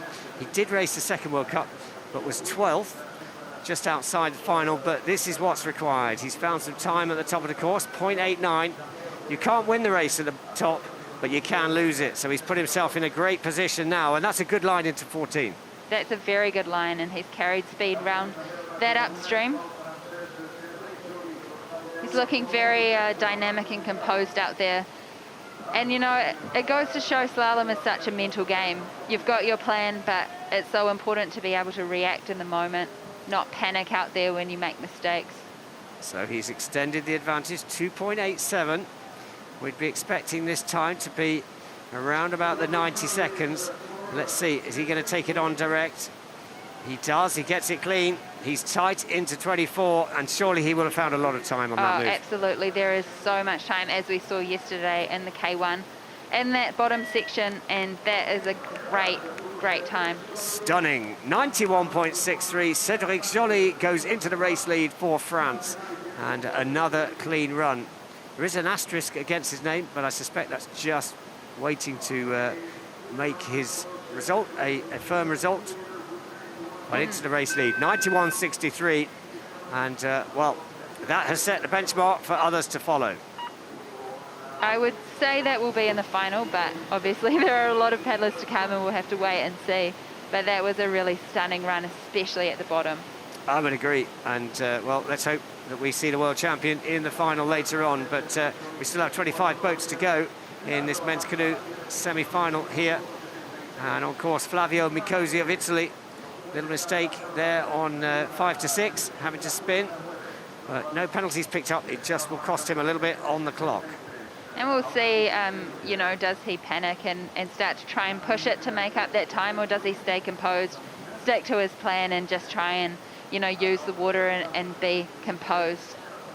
It's always an interesting one, isn't it? Because you walk the course, you mentally rehearse all of this, and you plan everything to like the fastest possible thing, and then you make a mistake at the top of the course, and suddenly the mental game, the brain is trying to persuade you that there's an even quicker route. Exactly, yeah. You're trying to create a new plan. It's like, no, suddenly I have found an even quicker way of doing this. So such is the importance of psychology and that mental robustness and flexibility in a slalom run. And look at that, he's turned a deficit at the top to an advantage in the middle. This is a good run coming together. It's a very good run coming together. And super smooth again on the bottom section. So it is Flavio Micosi of Italy, who is surely going to be challenging for the race lead and is going to go inside Cédric Joly, who looks like he's had a penalty added to his time. So well done, Flavio Micosi of Italy. You are our new race leader, 91.57. And in second place, Cédric Joly of France has been awarded a late 2-second penalty. 93.63 his total. Jean-Pierre Bourri of Senegal currently sitting in third. Next to start, it is Thomas Rack of the Czech Republic. Well, he's no stranger to this kind of performance. A veteran on the circuit and a medalist at European Championship level and a regular finalist. He is, yeah. And he's coming unstuck at the top of the course, but he's a very strong paddler. Also an artist, actually. Produces some really impressive pieces of artwork in his spare time. Well, it's important, isn't it? You spend a lot of time on the road, living out of a suitcase and in a hotel room to have something else to focus on. What do you do? How do you occupy your time when you're on the road? I've done various things. Studying took up a lot of my time, completing my business degree, and now I just do side projects. Actually producing a vegetarian recipe book with another New Zealand athlete and our nutritionist. Wow, that sounds good. Yeah. So Thomas Rack of the Czech Republic, well, considering he has had some problems at the top, he is still in touch. 4 seconds down. He's going to have to deliver this bottom section because I have to say Flavio Micosi of Italy was superb through 22 and 23. And, well, Thomas was never on track for that. And a 50-second penalty on 23 is now confirmed. And Thomas Rack of the Czech Republic will be outside of a place in the final. Settles for 6th place for now. But lots of boats still to go. Disappointment for the Czech Republic. Still, Micosi leads for Italy in the early stages of this men's canoe semi-final. I'm not sure we've seen Seb Rossi at any of the World Cups so far, the Argentinian paddler. No, you're right. This is his first World Cup of the season. I wonder if that's related to the pandemic and the ability to travel to those first two World Cups. I know even within Europe, it was quite a challenge to travel to the Czech Republic and Germany. But anyway, Sebastian Rossi of Argentina now on course. Great tight line through 5 and 6. Yeah, I think he'll be really excited to race again. You know, it's what we train for, to be out there in those high pressure situations and trying to deliver when it counts. And yeah, he's obviously been training hard back in Argentina and is excited to see what he can do out there. Well, 0.28 down, he is in touch on the top section. So at the moment, Mikosi of Italy leading ahead of Joly of France. And this is, well, pretty good line through 13 to 14. Has to fight a little bit, but then he finds a nice little track, carries the boat speed. 15, 16, that's pretty good. You get to see with this overhead camera, you really get to see just how narrow the course is and particularly how close the gates are to the walls. Yeah, there's not a lot of space in some of those eddies. So alongside me, Andy Maddock, it's Luca Jones of New Zealand, Olympic medalist from Rio 2016, finished 6th in the, well, 6th and 13th in the Tokyo Games, and of course a World Championship medalist here in 2019. Yeah, some fond memories from Sao in 2019. Absolutely. So Sebastian Rossi of Argentina into 3rd place. It's a clean run, 97.28. Well, I think he'd be pleased with that. I think so. He had one big error where he had to spin around, but apart from that, it was a good run. So next to start for the United States of America, it is Zach Locken, better known as Bug. 7th at the Tokyo Olympic Games, made that final. He made a final in Prague as well. He was 8th in the first World Cup of the season, then 30th in the second World Cup of the season in Germany, Markkleeberg. So this is an opportunity to get right back into the World Cup standings with a good result here in Seoul. Yeah, Bug is a great paddler, and I was so impressed with him at the Olympics. You know, he put down some really good performances. And the World Cup in Prague as well, I think, you know, we saw what he is capable of. Yes, I thought that, and actually he had the consistency, so his 7th place was not just in the final, was it? He across the board, in the heats, in the semi, and finally he was consistently fast, and well, he got the reward really. So 2.4 up on the top section, and well, he's just lost some of that with a touch on gate 15. Yeah, Bug's been paddling for a long time. He's been around on the circuit for as long as I can remember, but I think in the last couple of years we've really seen him improve. Well, he had to work hard, didn't he, just to get his Olympic spot. He went head-to-head with Casey Eichfeldt, and ultimately it was Bug that got the place. And, well, he's still in touch. 2.14 down, despite that 2-second penalty on gate 15. So this is a good run. He nailed that bottom section, and we know there's so much time in that. 93.62, and he stops the clock, goes in second, just ahead of Cédric Joly by 1/100th of a second, and that could be critical when we're looking at the top 10 and a place in the final. So well done, Zach Locken of the United States, into 2nd place, but it is still Flavio Mikosi leading for Italy.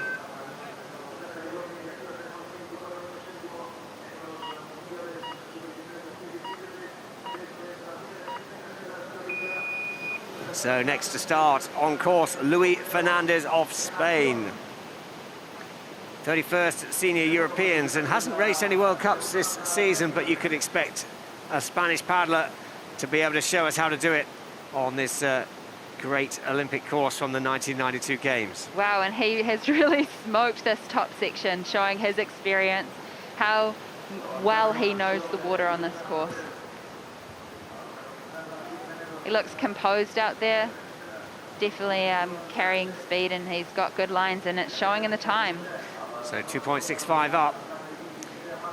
He's absolutely put himself in the place to build on this run. But now we get to this middle section, so easy to lose time. It can slip away without you really noticing. I think he's carried really good speed into that upstream. We saw he was under the pole on 13. That's where you want to be. And he's made a very good job of this. Indeed, gets out tight of 17. And surely that'll be reflected on the split time. And 65.10, so he's half a second up. So it's been trimmed a little bit, his advantage. But that's more of a reflection of how good Mikosi was on the middle and the bottom section. Plan B on the drop, but it's working well for Luis Fernandez of Spain. Very tidy run he's put together here. So digging deep as he comes, and he goes into the race lead by 0.54. Luis Fernandez of Spain is our new race leader, ahead of Flavio Mikosi of Italy, Zach Locken of the United States of America. And we're coming towards the third of the competitors having been down the course. 2/3 to go, about 21 paddlers to go in this competition. And now it is Jake Cochran of Ireland on course. Yeah, Jake's a really exciting paddler to watch. He's recently moved to France to train in Pau with a lot of good French paddlers. Yeah, Pau in France is a real it's a hotspot for not only for the French paddlers, but also for the international paddlers, often from the smaller nations who want to develop. Yes, it's just a great place to train. You know, you can walk from the town to the course, and just so many good people to train with. And I think, you know, in sport, it's the environment that you're in that makes a huge difference sometimes, and being able to live and train with other canoe slalom athletes will make a big difference. So far this season, Jake has made all of the semi-finals, and he has yet to make a final in the World Cup, and he's made it a little bit harder now with 2 touches on gate 7 and gate 11, but he looks like he's got a good rhythm, and he's not giving up on this run now. No, he's trying to make the best of it. He'll know that he's got a couple of penalties on the board, but he's staying composed. He knows there's a bit of work to do in this bottom section for sure. So Jake Cochran of Ireland now coming over Niagara, as it was christened back in the 1992 Olympic Games. And that was super smooth through 23. It was. And he must have found a bit of time. Whether it's enough, maybe it's too little too late, but Jake Cochran of Ireland has found some time at the bottom of the course. 96.05 he stops the clock and into 5th place. Yeah, and sometimes even when you're making mistakes out there, you know, you want to get the best result possible, so you really do have to fight for every ounce of time. Well, respect to Jake there, because that's a 92.05 raw time, and those 2 touches will make the difference when it comes to looking for a place in the final. So Timo Trummer of Germany now on course, wearing bib number 22. Very strong paddler, as we can see. Another kind of developing paddler from the German system. He's no stranger to World Cups, but I think trying to establish himself as more of a full-time member in the senior team. He didn't do the first World Cup in Prague, but he did do the Markleberg race in Germany. 23rd place he finished there, and he is capable of getting in the final. He is, absolutely, and he's not too far off. So 1.46 down on the first split, so a little bit of work to do, but a good middle section and bottom section, and he put himself right back in the mix. Having to fight a little bit out there, use some extra energy, cutting the lines a bit too much, and as you can see, it gets quite punishing if you do that. So really cutting that line on gate 15, ducking and diving. 2.2 down, so actually, despite cutting the lines, he's not too slow. No, he's not done too much damage through that middle section. So now he sets up 22, gets a good kick across to 23. And I did wonder, I see 15 is up for review. I did wonder whether all of his boat was in the gate line. Yeah, he was cutting that very fine, and you never want to get reviewed by the judges, so we have to wait. We shall see. Timo Trummer provisionally into 7th place for Germany, 97.49 total, but there is an asterisk by his name as they just review the penalties, particularly have a look at gate 15. But Luis Fernandez leading for Spain, ahead of Flavio Micosi of Italy, Zach Locken of the United States, and next up, Paolo Cechon of Italy. 24-year-old. Again, the Italians, really, they've always got a kind of a young squad of people, haven't they, coming through the ranks, and a great record in this sport. Yeah, very strong nation. Pier Paolo Ferrazzi won gold here in K1, the 92 Olympics. Yeah. Daniele Momenti gold at the London Olympics. Indeed, and you've got the likes of Giovanni De Gennaro, who is always in the mix of these World Cups. He was in the final yesterday. Didn't happen for him. He didn't get on the podium. It was Vit Prindis who took gold yesterday in the men's kayak event. Jessica Fox took the gold in the women's kayak event. Who will take gold here? Well, 11:30 Central European time. We'll be bringing you that live here from Laseo with the women's canoe final, then the men's canoe final. So lost a bit of time, but it's all to play for in this bottom section, as we've seen. So it makes me feel old. I actually was a spectator at the 1992 Olympic Games. I watched Pier Paolo win his gold medal, but when I come here and people say it's 30 years next year, it makes me feel old. So Paolo Cechon of Italy goes into 7th place.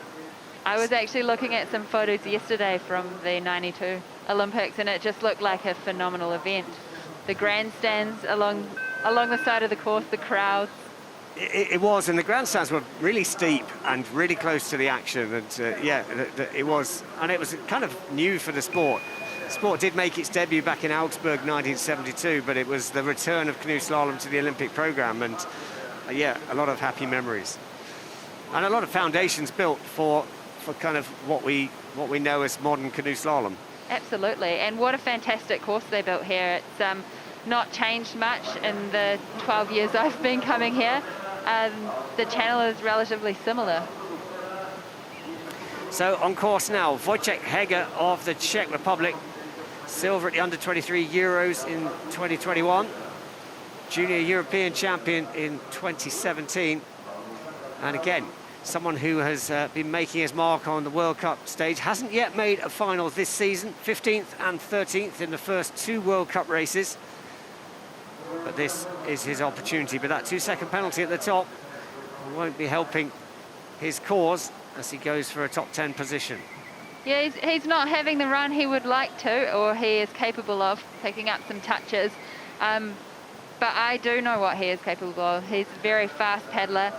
Very good at switching, actually, when he needs to. Well, he's 2.26 down at the second split, which is actually respectable given that he has 4 seconds in penalties. So, he, as you say, he has got the pace. He does. 2 second penalties is a bit punishing.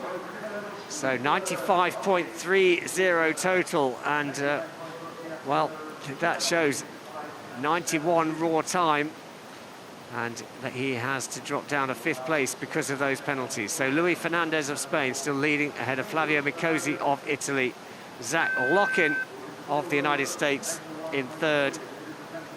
And we're getting close to the halfway point in this men's canoe semi-final here at the ICF Canoe Slalom World Cup in Laseo de Hel in Spain, as Adam Burgess of Great Britain is on course, 4th at the Tokyo Olympic Games, under-23 world champion in 2015, and looking very smooth on the top section. Yeah, he's looking very smooth in control. I'm sure he's had a very good coffee this morning to get him prepared.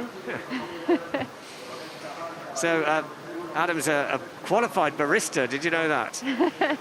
He's very passionate about his coffee. So he's actually done a course in baristering, if that's a word, and he is, well, up on the split, only by a small margin, but that is what's required. Now, this is where it counts. has a little bit of a sticky run into 13, 14. But now he's got to keep it clean through 15 and 16. And, well, what did I say there? 2 touches. That's going to be painful for Adam Burgess of Great Britain as he comes down towards the second split. And 4.33 shows that he was in touch on the split, but those penalties have hurt him in a big way. Yeah, that's not what he wanted, 2 gate touches in a row. So very late through 22 to 23. He's got to work hard up the eddy to 24. So no penalties picked up in that section, but it will have cost him a little bit more on the clock. So Adam Burgess of Great Britain goes into 7th place, 96.87. And it's those 2 touches in the middle section mainly that have probably kept him out of the final there. So we are now at the halfway point in this competition. So the men's canoe semi-final, 30 boats racing for 10 places in the final. And on course, a World Cup winner, Roberto Colazingali of Italy. Another really strong Italian paddler, great to watch on the water. Was racing off for the Olympic spot earlier this year at the European Championships, and sadly Italy missed out on getting a C1 man to the Olympic Games in Tokyo. What a contest that was at the Europeans, because I think it was separated in the end by 0.27 or something like that. It was basically Germany took that final Olympic quota place at the European Championships by 0.27 ahead of Italy. Such a tight margin, and heartbreaking for those Italian paddlers. But that is the sport. Yeah, it's cruel. Canoe slalom, very rewarding, but it can be very cruel as well. So Roberto Colazingali of Italy now, nicely through 15 and 16. It just shows if you squeeze the line too much, a little bit like Adam Burgess did, then it can be expensive. A really good run suddenly gets undone, but a 50-second penalty now showing on gate 7. So I didn't actually pick that up, but Roberto unfortunately won't progress any further if that 50-second penalty stands. Yeah, I didn't see it either, but it's obviously a casualty of just cutting that gate too fine. So Roberto Colazingali of Italy, a former World Cup winner, is not going to progress through into the final. So this course is causing some trouble. It is, yeah, and we saw yesterday in kayak the times were quite tight, and you know, it just makes a difference whether you have one blade or 2 sometimes. So Luis Fernandez leading for Spain, 91.03 is the time. As we watch Liam Gigoux of Ireland on course, winner at the Po World Cup last season. A very popular character on the circuit. He joined me yesterday in the commentary box for the semi-finals, and well, he just seems so relaxed, and he just loves the sport of canoe slalom like most people do. He does, yeah, just a really nice guy. Also lives in Po in France. Yes. Trains there with Jake and other paddlers. So let's see where he stacks up on the early split. It's going to be competitive. It is just a second down, but a penalty on the gate 9. Bit of a clumsy touch just with his hand. It's going to prove quite costly. Well, let's see. This is the critical bit. Nice line. Kept it dry, switches nicely, 13 to 14. Had a disappointing Olympic Games. He was in good form, but a good top section on his semi-final, but then it all unravelled at the bottom. So easily done when you're giving it your all.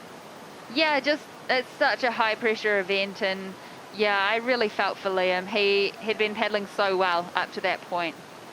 So Liam comes down onto the drop, 3 seconds down at the split, mainly as a result of that 2-second penalty on the downstream gate 9. And delivers the bottom section nicely, goes for the punt on the exit 24. It's a respectable run for Liam Gigoux of Ireland. He is going to be outside the top time, and he settles for 5th place. So that total time, 94.97. And we still have 14 boats to go in this men's canoe semi-final. It's going to be close. It may just be outside, but who knows? We've seen a lot of drama already this morning. Yeah, we've seen a lot of surprises this morning, so we can't write him off just yet as being outside the final, but the times will fall. So on course for France, Nicolas Guestin, the under-23 world champion on 2 occasions, 2019 and 2021.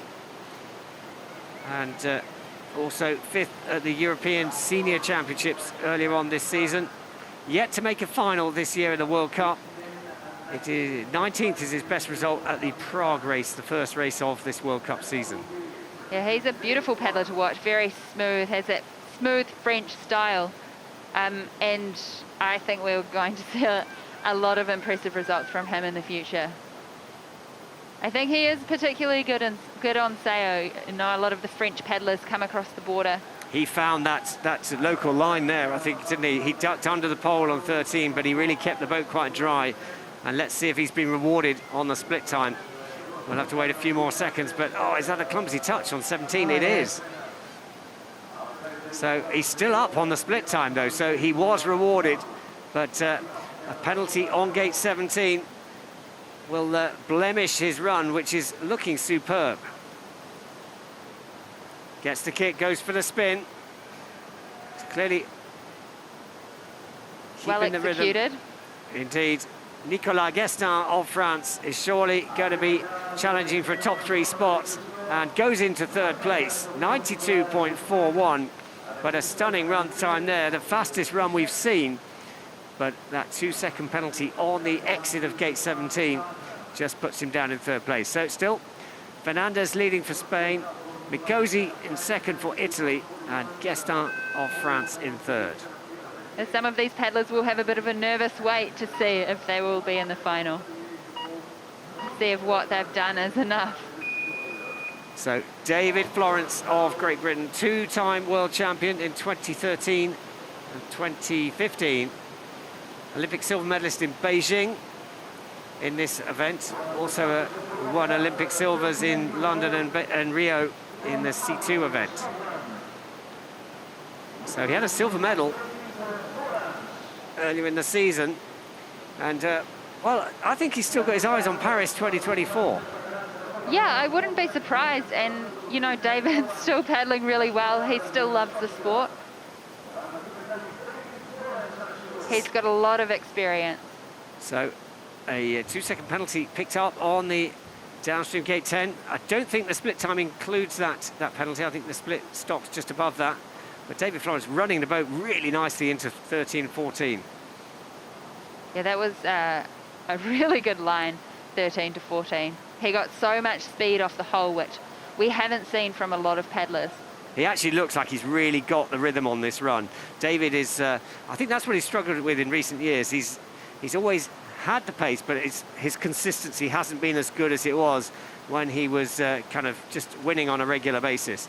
David Florence on the podium already this season at the World Cup and really looking fast. 0.49 the second split. David Florence is surely going to challenge the race lead time because he's quick on the bottom section.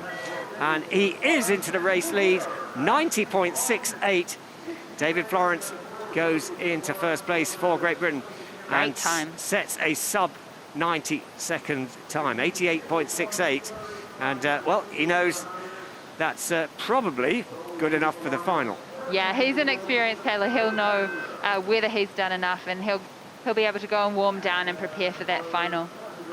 So, at the moment, David Florence of Great Britain leading the way, ahead of Luis Fernandez of Spain, Flavio Mikosi of Italy in third place. We have 12 boats still to go, so soon we'll be able to confirm who our finalists are as on course. Gregor Hedvig of Poland was 10th here at the World Championships 2 years ago on this course. Oh, but big problems. And did he actually go through that? I don't think he did. No, I don't think he did, and he doesn't think so either. So he's paddling back around for it, but I would say the races, or the final, the ticket to the final was lost. It's washed away in the waters here of the River Segre.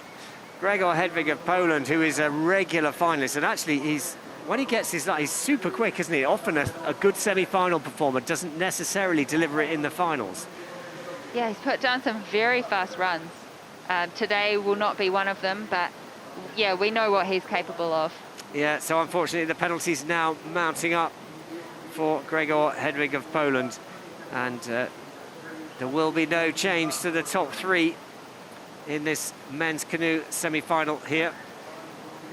So, well, I'm going to take the opportunity whilst you're in the commentary box, Luca. You've been to 4 Olympic Games. With the form you're in, I presume you're fully gunning for Paris 2024? Yeah, I mean, I feel like I'm still improving and I'm still really enjoying the sport. Yeah, so I think I will keep going. I'm also excited about the introduction of extreme slalom as well. Yeah, that's a good point. Well, another penalty there for Gregor Hedwig of Poland, and paddling it out. Only 15th place, so no final for the Polish paddler, unfortunately. Yeah, extreme slalom, and of course we've got extreme slalom here. We'll be able to watch that live. So we've certainly got a live program from the quarterfinals onwards. 4:30 this afternoon, Central European time, the men's and women's extreme slalom finals, and head-to-head racing, and that will make its debut at the Paris Games as well. Yeah, it's a really exciting sport to watch, and I think to be a part of, I'll tell you after I've raced today.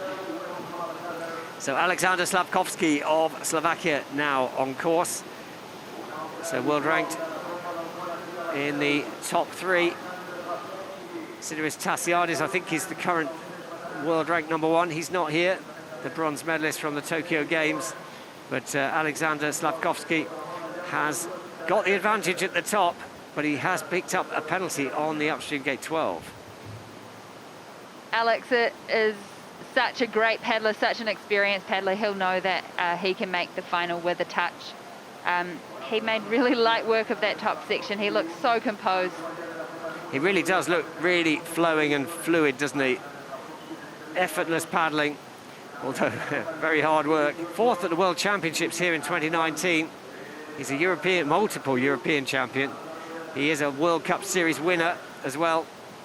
So Alexander Slavkovsky just having to work a little bit, 22, 23, 24. But it's a tidy run, and it's surely going to be good enough for a place in the top 3. Paddling it out, and well, into 5th place. So just lost a little bit of time on that bottom section. I have to say, David Florence, our race leader, was superb on the bottom section. Really quick through 22, 23, 24. Yeah, he made up a lot of time in that bottom section, and we've seen so many paddlers having trouble with those gates. So 10 to go in this, the ICF Canoe Slalom World Cup 3 of 4. It's the men's canoe semi-final, and we'll start to confirm who our finalists are.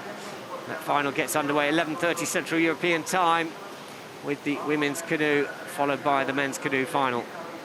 So on course, Václav Chalupka of the Czech Republic. So essentially, it is David Florence of Great Britain against Václav Chalupka of the Czech Republic for our first place in the final. Really exciting paddler to watch, and from the strong Czech team. Well, he's had a good season so far, already a European champion at under-23 level this season, and took a World Championship bronze medal this season at under-23 level. So a name to watch for the future, but this is opportunity to secure a place in the final.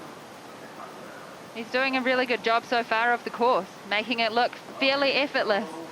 He is indeed, and of course, David Florence had a penalty, so you can see this is where he has found some time. Chalupka of the Czech Republic now taking that challenge to race leader Florence of Great Britain. But this is where Florence was so good on the bottom drop. It's pretty good as well from the Czech Republic. Yeah, great work on this bottom section, and I'm sure we'll see a fast time at the bottom. So 90.68, it's going to be outside of that time, but into 3rd place provisionally. There is a review on gate 14, but well, a great performance for the medalist at under-23 world and European level this season. But David Florence of Great Britain is confirmed into the final. Luis Fernandez of Spain sitting second at the moment, waiting to see if he's done enough. I'm really excited, actually. There's some very good paddlers to come. And yeah, it'll be exciting to see what they put down. So on course now for Slovenia, it is Luka Bojic, who, well, he's a multiple finalist, always in the mix, always fast. Probably hasn't had as many podiums as you might expect for his talent.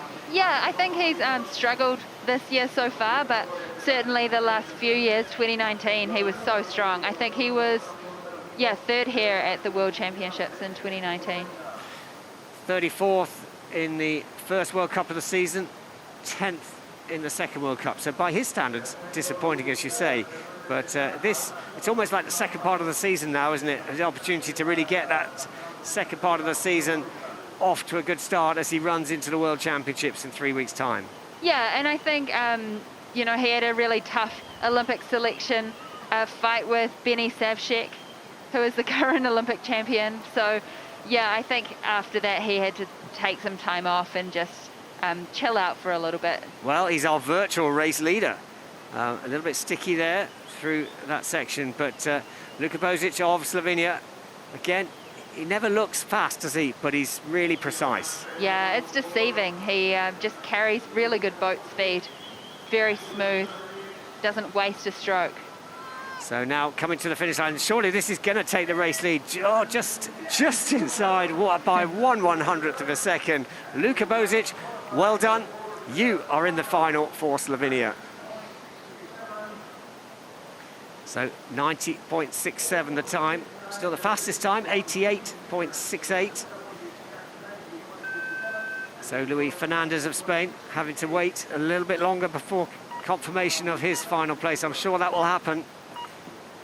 How does it feel when you're sat at the bottom? You think you're pretty certain you've done enough, but you just have to wait. Yeah, and you can never really know, you know. There's so many good paddlers to come, all of them very experienced, very fast. So you just never quite know what somebody else is going to do. So on course, well, Franz Anton, the 2018 world champion for Germany, was in a real battle to secure that Olympic nomination for Germany with Sidiris Tassiadis, who ultimately ended up taking a medal in the Tokyo Games. And Franz Anton is up on the early split.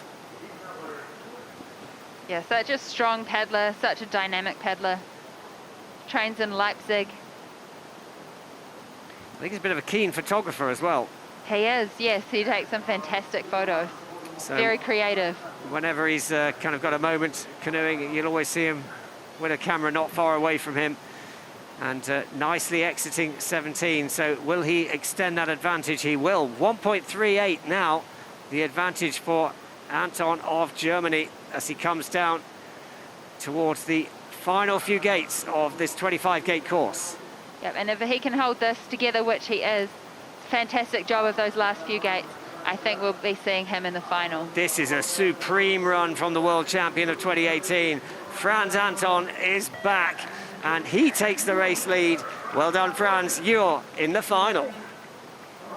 Fantastic run. He's just so composed, so smooth, and it paid off.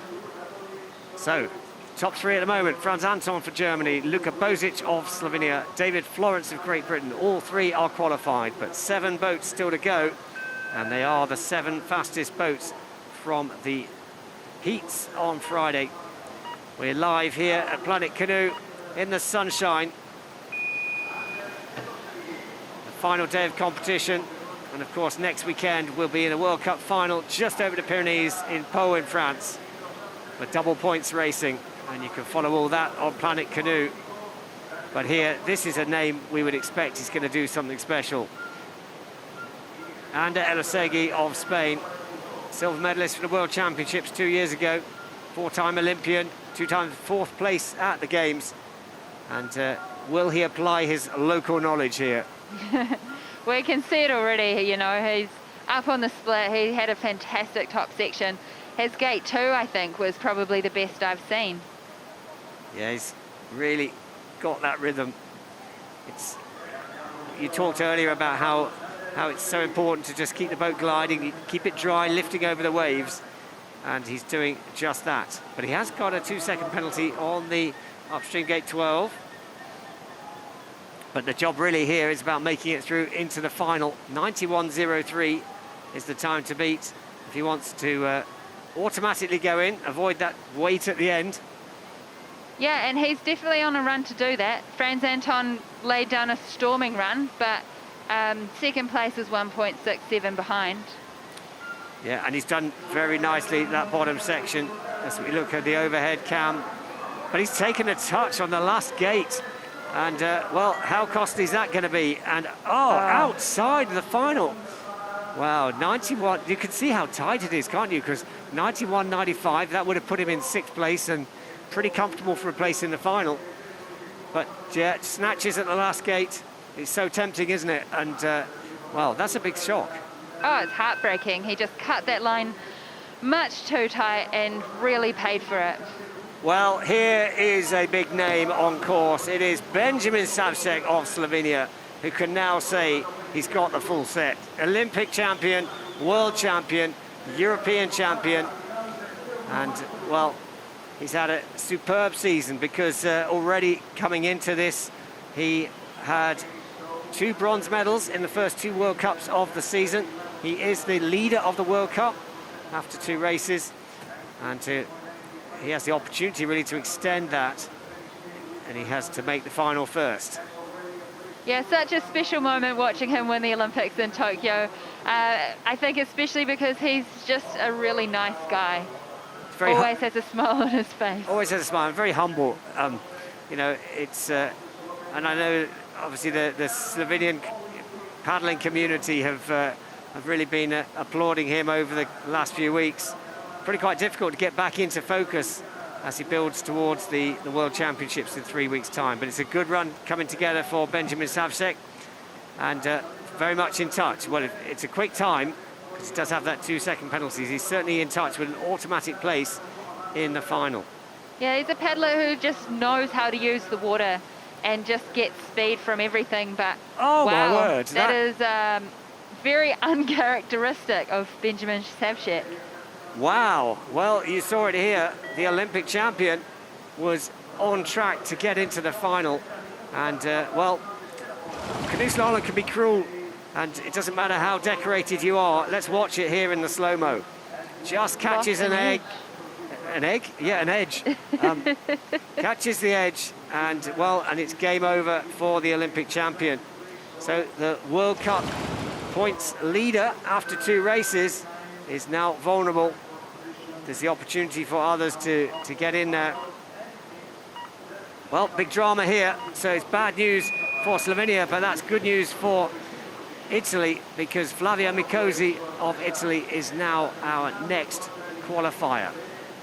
5 boats to go, and on course it is Marko Mirgorodsky of Slovakia, who's had a great start to the World Cup season, a 4th and a 5th in the first 2 races, lies 2nd in the standings, and well, 5th in the under-23 Europeans of 2021, a really up-and-coming paddler in this sport. Well, the men's canoe is the real sport of Slovakia.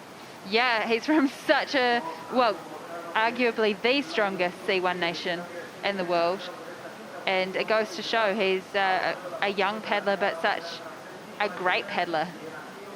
So it'll be interesting to see how he copes with perhaps a bit more pressure coming into the second half of the season, a bit more expectation as he looks to build into this World Cup and maybe take the world title, particularly as Benjamin Savcek has just opened the door to him.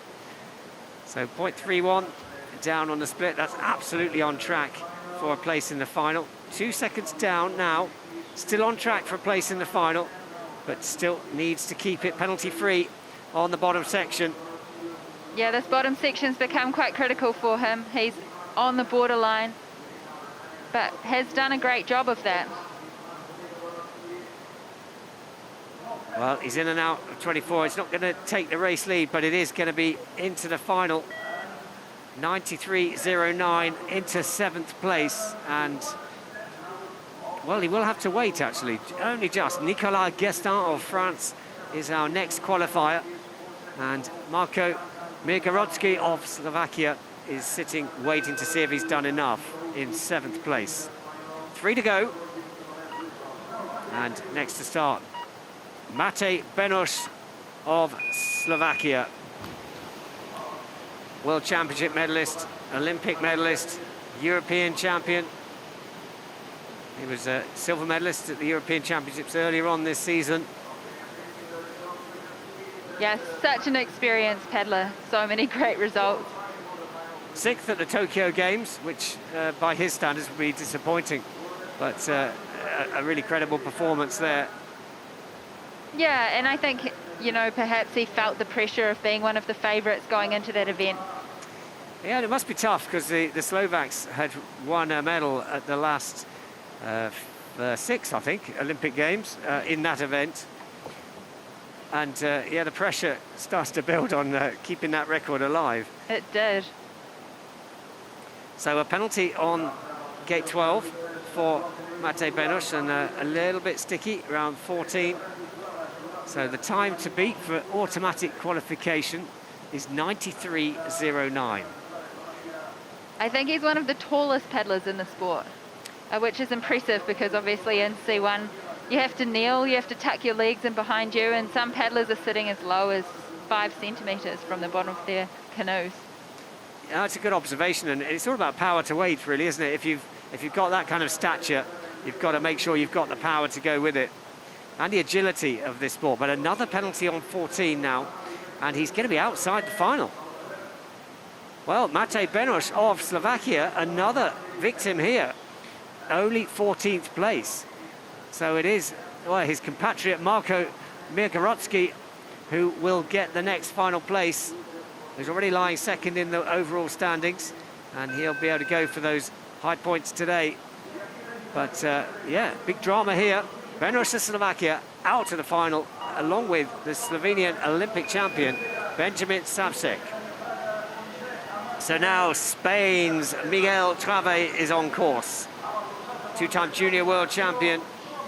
And, well, he's actually been world champion at junior level in canoe and kayak.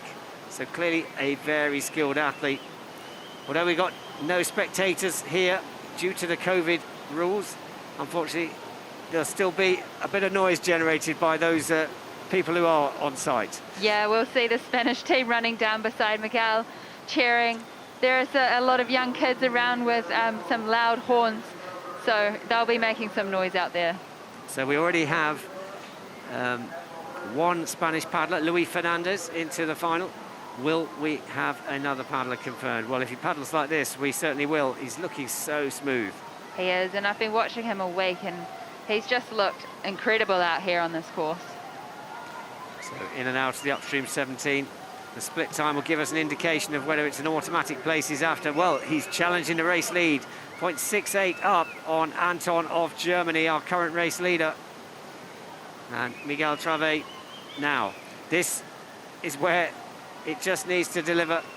And superb through there. Yeah, he's done this drop a million times in training. He knows it like the back of his hand. It's going to be a new race lead time for sure. He crosses the line, 87.67, and he knows it. Well done, Miguel, you are in the final.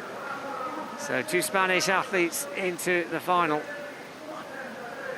And, well, they'll be looking forward to that final. Of course, it gets underway with the women's canoe final, 11:30 Central European time today. You can follow that live here at Planet Canoe. And the men's canoe final follows on from the women's canoe final. 2 to go. And Germany's Leonard Tuchscherer is on course. Another young athlete competing for selection to the German team for the World Championships. 24th at Prague. Didn't race in the Markleberg second World Cup of the season. And was 4th at the Under-23 European Championships earlier on this year. And a little bit sticky on gate 6. That would have really killed his rhythm. Yeah, he's lost a bit of time there and he knows it. But as we've seen, there's a lot in the course, a lot of time in other sections. So he'll be looking to, yeah, just stay composed and stay on line. 1.79, well, that's the time he lost on the top. And well, it shows he's obviously got some pace, because I think he probably lost more than that on that section 5 to 6. and Trave's really laid down a super fast time. So 87.67 is that time from Trave of Spain. I mean, the job here is getting into the final, and to do that, it's Alexander Slavkovsky sitting on 93.41, waiting to see if he gets to go again in this final here at La Seu in the 3rd World Cup of the season. But the time has slipped away, 4.81. So Tuscherer of Germany just not quite managing to keep that pace going through the course. Plan B, spin. You won't lose much time doing that, but you will if you take a touch on 24. So I think we can confirm that Alexander Slavkovsky of Slovakia will be our next qualifier. And unfortunately, Leonard Tuscherer of Germany only into 19th place. Yeah, he'll be disappointed with that. Obviously, Alexander Slavkovsky will be breathing a sigh of relief. So 2 Slovak paddlers in the final, but not Benush. And 2 Spanish paddlers, but not Elosegui. Yeah, I think we've really seen some surprises out on course today, especially Benjamin Savchek just coming undone at the bottom of the course. So our last paddler down, and it is the Olympic champion from Rio 2016, the world champion from 2011, Denis Gago-Chenou of France, who won the last World Cup in Markkleeberg, Germany. Was 18th in the first race at Prague, so took a little bit to get his season going. And can he do back-to-back victories here and get himself right in the mix? He's 3rd in the overall standings of the World Cup, so a good performance here is critical if he wants to win the World Cup standings. Well, 0.7 up on the early split. Am I correct in saying he won the European Championships earlier this year? You are correct, yes. And I saw on social media that Denny said to himself if he didn't perform at the European Championships, it could be his last race. And I guess he did what was required to keep himself in the sport and still loving it and still performing at the top. Oh, and a massive kind of carrot is dangling on all the French team with a home Olympic Games in 3 years' time. Yes, and they'll all be wanting to race that home Olympic Games. A lot of paddlers have moved to Paris to train on the Olympic course already. Yes, because that Olympic course is already built, but he has got a 2-second penalty, Denis Gago-Chenou, but he's looking like he's paddling well within his capability here. So the time he has to beat, 93.44, he's going to be comfortably inside that. Goes into 7th place. It is a provisional result, though. There is a review on gate 22, so we just have to be mindful of that. But provisionally it is Miguel Trave of Spain who will go off last in this men's canoe final. Franz Anton of Germany, Luka Bozic of Slovenia, David Florence of Great Britain, Luis Fernandez of Spain, Flavio Micosi of Italy, Denis Gago-Chenou now confirmed. Result for France, Nicolas Guestin of France, Marko Mirgorodsky of Slovakia, and Alexander Slavkovsky of Slovakia will be our 10 finalists. And what a final that'll be. Some big names in there. I really couldn't pick a winner out of all of those 10 paddlers. Well, it's been some exciting racing, and I think we probably need to acknowledge we've lost some big paddlers in that. Here's the results. So these are our 10 finalists. Miguel Trave will go off last in that final. Alexander Slavkovsky scrapes in there for Slovakia and will lead us off in there. But let's look, Ander Elosegui, Mate Benush not qualifying through. Adam Burgess, 4th at the Olympics and not qualifying through. And the big name surely has got to be Benjamin Savchek, the Olympic champion, the European champion, the world champion. Again, he's, well, canoe slalom doesn't respect your reputation, does it? It does not. It's a very tough sport. And we've seen that out there today. Well, that concludes the semi-finals here at La Seu. So we will be back at 11:30 Central European time for the finals. Join us then. But from me, Andy Maddock, and a big thank you to Luca Jones of New Zealand, it's goodbye.